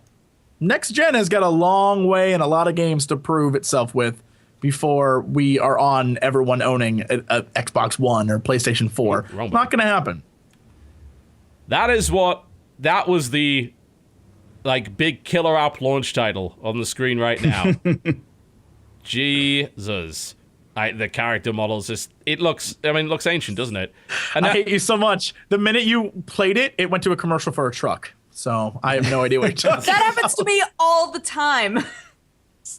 You're like, look at this. I'm like, it's a truck. This looks pretty good. And I was like, oh, wait, no, this is a commercial. Oh, it's an actual truck. It's because you don't have because you logged on. Leave it open. That's the best way. No, I mean that was a killer app launch title for the 360. And it was about as good as it looks, i.e. not at all. And it's a similar situation now. Dead Rising 3 did not blow my mind graphically. The two big titles that are kind of battling it out on the graphics stakes now are Titanfall, which doesn't look that good even on PC, let alone on Xbox One. It's not an incredible looking game. It looks old. And Infamous, which is probably the best looking next-gen console title right now. But it's still not... I mean, it doesn't even look as good as Witcher 2, and that's a game that came out several years ago. I am mesmerized by the way that guy in the helmet runs. That's the funniest. It's like he's floating off the ground. Yeah, it's great. He's got a little swagger to him. I like it. Yeah, it is. Yeah. I know that people sometimes treat the Wii U as separate from the Xbox One and the PS4, but I saw a tweet today from the editor of...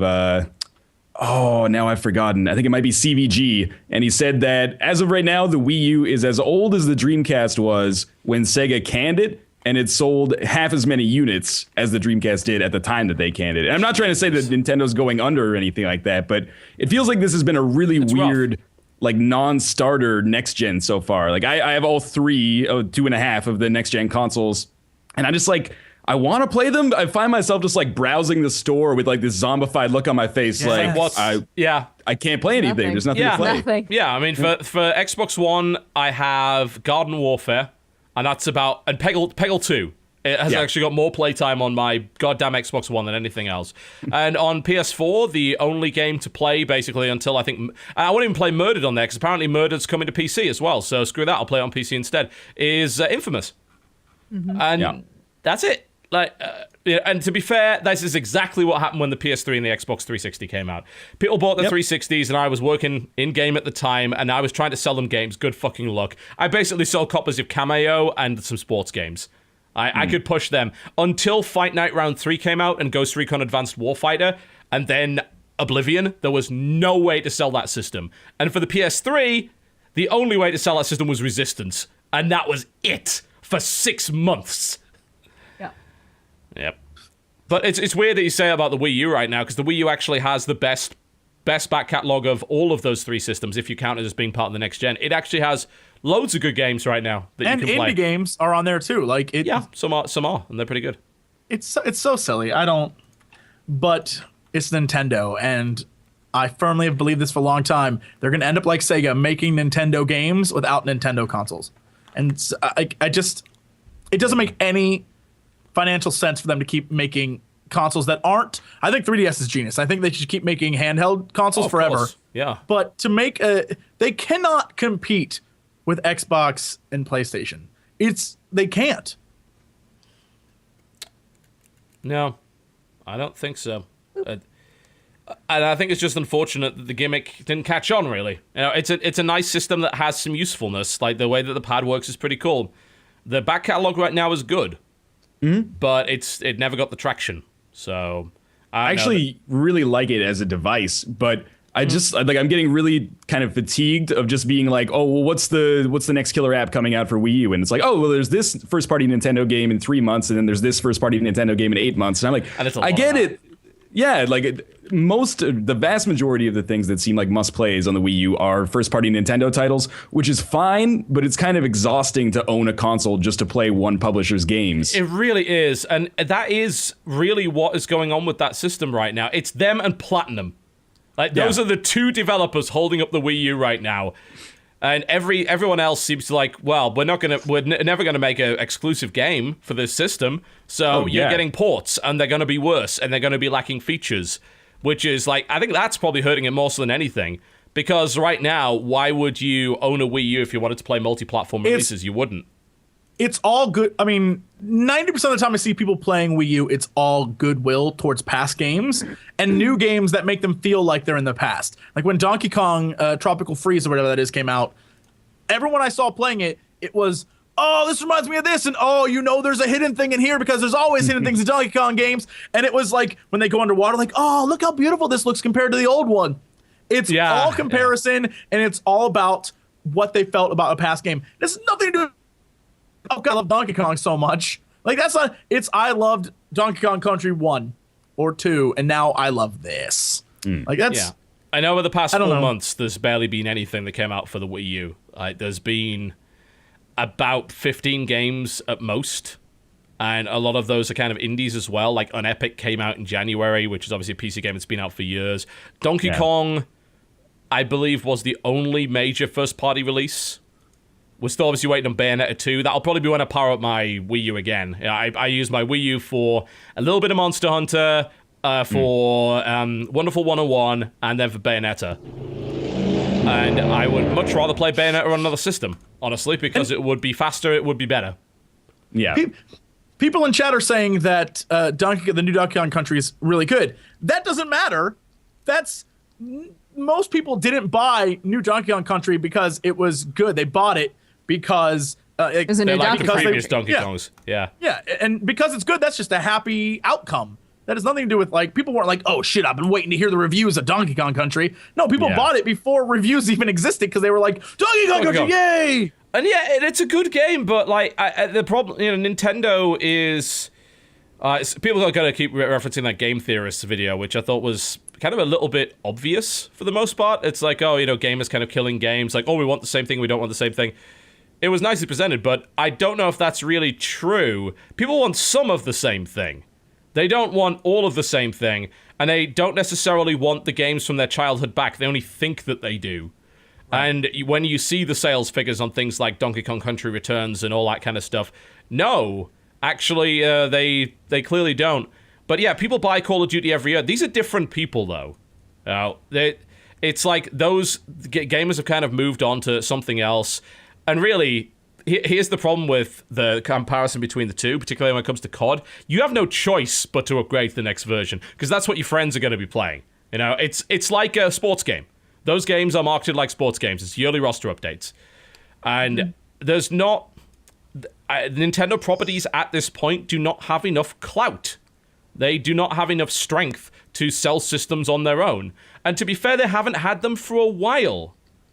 Even in the Wii, the people were not buying the Wii for Nintendo games more often than not. They were buying it for the pack-in and to play the fitness, like the Zumba fitness games. And that's what's scary. Actually, if you lose control of your own console, where people are not buying your console for your first-party killer apps, you're in fucking trouble. I imagine the idea of not buying a 360 for Halo, or Gears. That would be insane. I'm not like a business analyst or something, but A lot of people in chat are saying, well, to be fair, like the PS4 and the Xbox One don't have a lot of games right now either. And that's true, but they have a pretty encouraging release schedule, and publishers seem excited to actually put things out on them. What worries me is that the Wii U is waiting to get traction, but to get people to put games on it, it needs sales. And now we're like a year and a half post its launch, and it still doesn't really have the sales to encourage people to put anything on it. What we kind of saw with the Wii is like, it started out okay, and then it just became shovelware and shovelware and shovelware by the end. And I don't know if anybody puts out like marquee titles on the Wii U post a year from now or so if they're not doing it something now. Doesn't change. You know? Yeah, exactly. It's people are still like Smash Bros. And Bayonetta and Mario Kart. That's the release schedule. And you were talking about promising release schedules. Yeah, there's a bunch of stuff coming on the next-gen machines that I like the look of. And then if you ask me what I'm looking forward to on Wii U, it's Smash Brothers and Bayonetta. And that's it. And where will it go from there? I don't like enough Nintendo games. This is something that people have to understand. A lot of people don't actually like the Nintendo games. They're done with Mario. I'm done with Mario. I've been done with Mario for a long time. I'm done with Mario Kart. I've been done with that game for a long time. I never really liked Metroid. So I will say, play really the Mario Kart arcade game, TB. Go to an arcade, play the Mario Kart arcade game. It's fantastic. It's great. Play that. It's better than actual Mario Kart, which is crazy. Yeah. It does put the Wii U in this really awkward spot, though, because it's obvious that the Nintendo first parties outside of Smash Brothers are really not selling the machine. Will Smash Brothers be enough to buoy it up? Maybe. But then they've got to get the third party. They've got to get the third party devs back, and that's going to be very, very difficult. The problem with Nintendo and Wii U is that I don't even know if I call it a mantra, but the way they sell things to a specific targeted audience of younger gamers does not benefit them, because you think it's not kind of working anymore? It used to. It's weird that everything Nintendo does is sort of gimmicky. Well, the young gamers are playing handheld stuff, right? Not many of them have consoles, because many parents are like, if you want a gaming system, here, have this so it doesn't interfere with daddy's TV time. Like, that's Which, what that's funnily about. enough, was the point of the Wii U, to stop that from happening. But people didn't, either they just didn't market it well, or people just didn't seem to realize. If I track what my kid does, he kind of alternates between the three. He had a year of just basically playing nothing but 3DS, and didn't touch his Wii for ages. He now plays a mixture of kind of Starbound and Terraria on PC, and obviously Minecraft as well. But he also plays Lego Marvel on the Wii U, and then plays Pokemon on the 3DS. And but every kid that he plays with, like his friends, they all play 3DS. Almost none of them actually play home consoles. And then once you jump forward a couple of years, they're then playing on Xbox, and they're playing Gears, and they're playing Call of Duty. So there's this very quick jump between the two. And here's the problem, is that young kids, especially young boys, they see older boys playing games that are violent and sex-filled and but a obviously different they level. aspire to do that. Yeah, and they see that and they're like, that's awesome, I want to do that. Nintendo has nothing in their selection of games in the catalog they have that can lead people to keep a Nintendo system and not jump ship in order to play these other games. Yeah. None of that exists. Maybe Bayonetta possibly in the future, but that's one game, and that's not going to appeal to most of the guys who are like, oh, well, Call of Duty seems awesome. Like, that's totally different. Yep, and the nostalgia value is not enough for grown-ups either. It's not. My wife grew up with Nintendo systems. Does she have any interest in playing things like the new Donkey Kong or the new Mario? The only time we play, and by the way, the new Mario game on Wii U is excellent. Like, it is the most fun I've had on the Mario game for a while. But I don't want to play it for more than an hour, and I only want to play it with other people. Solo? Fuck no. Half the fun of that game is the same as the other previous Mario games, where you're fucking over the person you're trying to help along. I'm just going to grab you and throw you into a pit. That's hilarious. I'm going to steal all the power-ups, and then you're going to die. That's the most kind of fun to be had there. And I think if you really, right now anyway, if you really want it to be super successful, either you go down the Wii route, where you obviously have that killer app in the form of Wii Sports and the really, really good gimmick, which obviously they failed to do, and they might as well give up on that, or you have some really solid single player games that people actually want to play on that system. And as it stands, they do exist, but I feel a lot of core gamers I'm not picking up a Wii U just so I can play either Monster Hunter or Wonderful 101, because those are the kind of people that look, well, what's going to happen in a year in the future? And the answer's going to be, you're going to have Smash Brothers Bayonetta, and that's probably going to be it. It's really funny that you mentioned the word gimmick, because that's what I feel like a lot of what Nintendo's efforts have been is gimmicks. And it reminds me of you talking about your Hearthstone decks, which are all gimmick decks. And sometimes they work amazingly, and many times they fail dramatically. And that, I think, is Nintendo's legacy, is they're all gimmick all the time. And sometimes they will hit home runs, and it'll be amazing. Yeah, and I think we but only most ever of the time, remember they'll that, fail. too. We only ever remember the home runs. It's like, oh, they made so much money with the Wii, and they really hit it with the DS.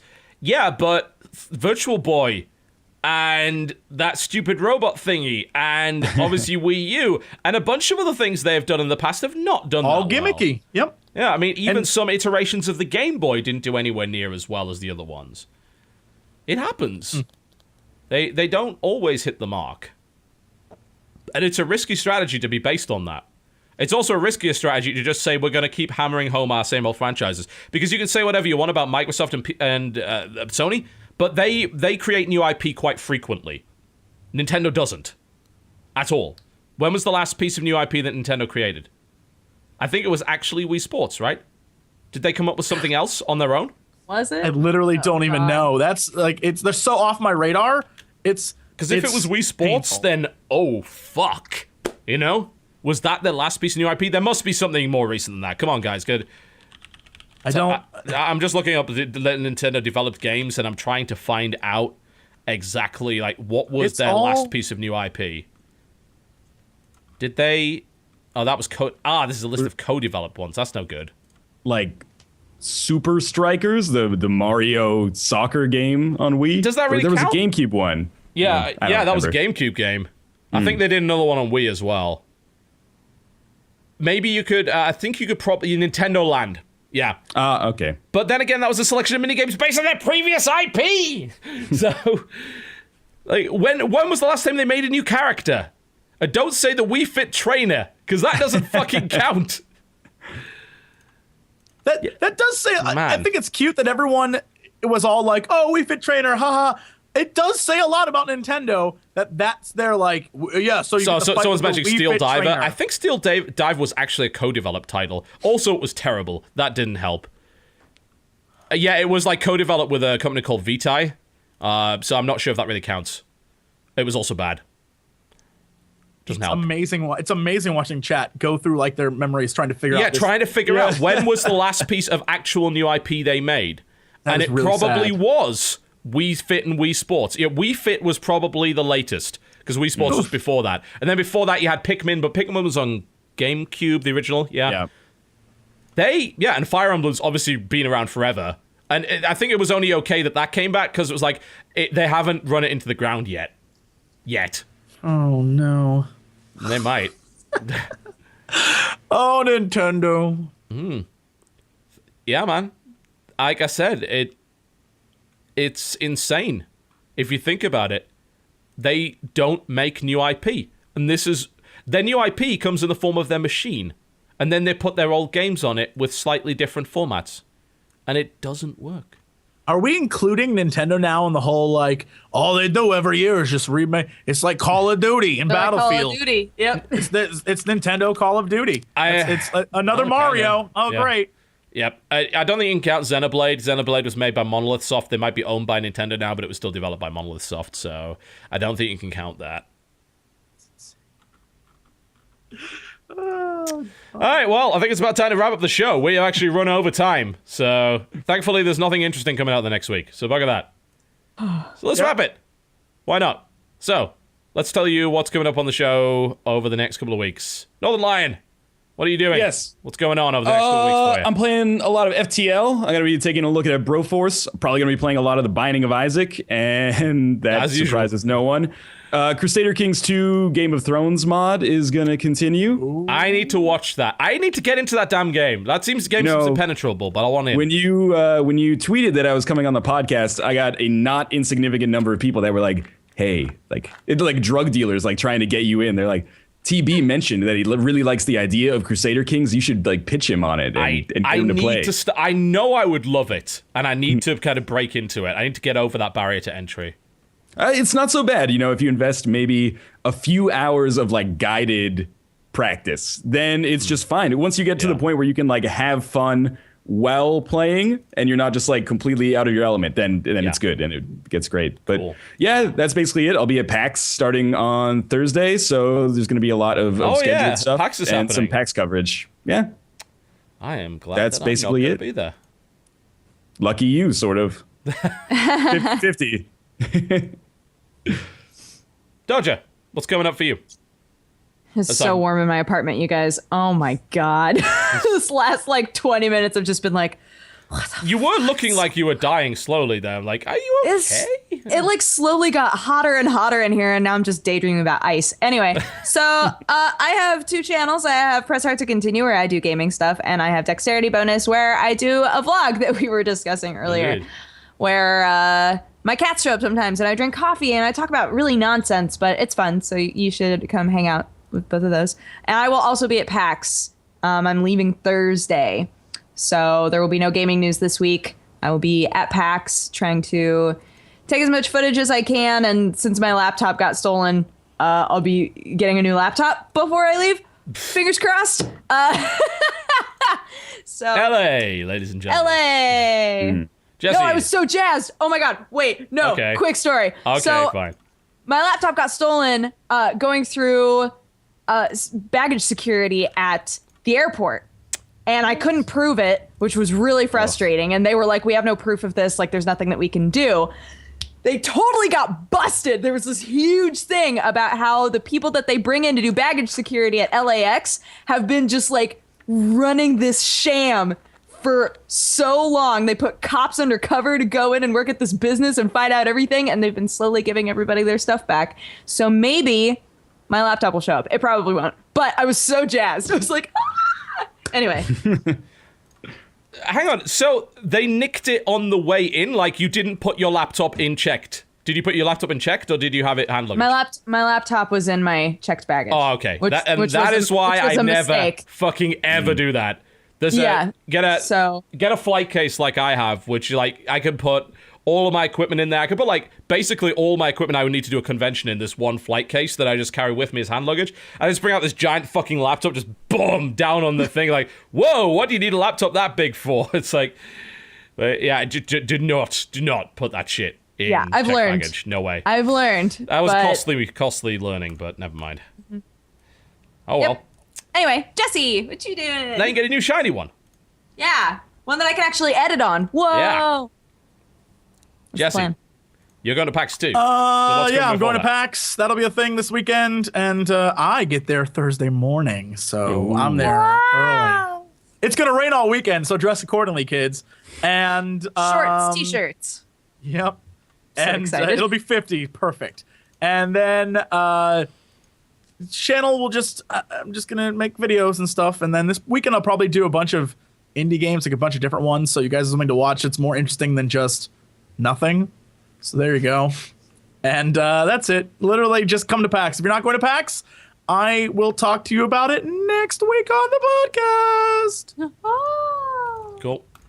I am not going to PAX. Oh, Jesse, sorry. Did you have something else? Oh, I was going to say 7:30 p.m. Saturday, Geek and Sundry panel, 8:30 p.m. Saturday, poorly timed. The Polaris Friend Zone panel. So go to that too. I'll be on both of those. I'll be late to the one panel, but I'll burst in when you're all in there, and I'll burst in and be like, "What up, nerds?" That's how I'm gonna enter. So get ready for that. I want you to shout, "Dodger smells like tuna" when I enter the room. I won't yell that. No, not you. I mean the crowd. Oh. That's Don't do effectively that. a form of bullying, I'm pretty sure. Please do that for me. Oh, man. I will not be at PAX. As I've said, Jen's leg is still not better, so I'm not going to do it solo, and frankly, right now I can't be asked. I'm going to stay at home and work, so will not be at PAX. I might be at Prime, but I don't know yet. I was planning on being at E3, but then I saw the hotel prices, I'm thinking maybe not, actually. Fuck LA and fuck its traffic, and at E3, like $600 a night fucking hotels, just so you can be even close to the fucking event. Fuck everything about that. Outside of that, I will be just kind of rolling on with my usual stuff. There'll be a little bit more Hearthstone. If you missed the Blood Bowl Massacre, then it's on the channel, just like every other fucking week. That's about as fun as you might imagine. I'll be doing a lot more Steam sales because I don't have a fucking choice. There's so much crap being on Steam right now. They just released like 4 more what look like hidden object games in the last 30 minutes.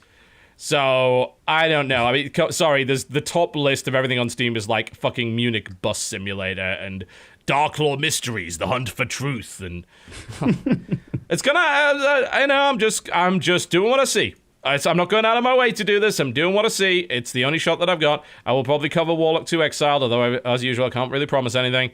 I'm hoping to get a copy relatively soon of the PC version of Dark Souls, so I can at least have a look at it in some way. I don't know. We're dealing with Namco Bandai and that. It's not going too well, but we'll keep trying, guys. We'll keep trying.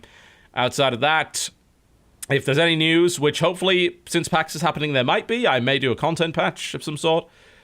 PAX is not really a time for press conferences, so I doubt I'll do an abridged, although I'd love to do another abridged of a panel. That would be great. But yeah, usual stuff. I'll probably stream a little bit more StarCraft. I'll have a look at... I'm looking at Smite, definitely, because that's actually come out now, so just look at Smite. Lego Hobbit, probably won't look at it. I'm going to be honest. I'm sorry. I'm done with Lego games. They're all the same! No, I don't think so, but we'll see. Yep, usual content in the usual places. And if you missed my StarCraft stream last night, the VODs, I think, are going up on youtube.com/TotalBiscuit, so you'll be able to watch me play StarCraft Ladder and complain about Protoss. It's pretty great. Yup. That's about it. So, ladies and gentlemen, thank you very much for watching the Corruptional Podcast. Please do have a look at us under here. See this? Nameplate's there. 3 hours. What are you asking people to do? Have a look. Is yours really right there? Because, fuck, man, go get that checked. That seems a bit weird. But yes. No, you said you're like under there. Under there. Right here. Yeah. See this right here? Look. There you go. No, it's not in there. Up here? Go to our here. YouTube channels. Up here? Those are the names of them. Follow us on Twitter. Oh, yeah, Okay. there it is. Twitter.com/TotalBiscuit. Twitter.com/DexPunners. Twitter.com/JessyGox. Twitter.com/NorthernLionLP. Got it. And Got it. it's time to leave because these guys are morons. Goodbye!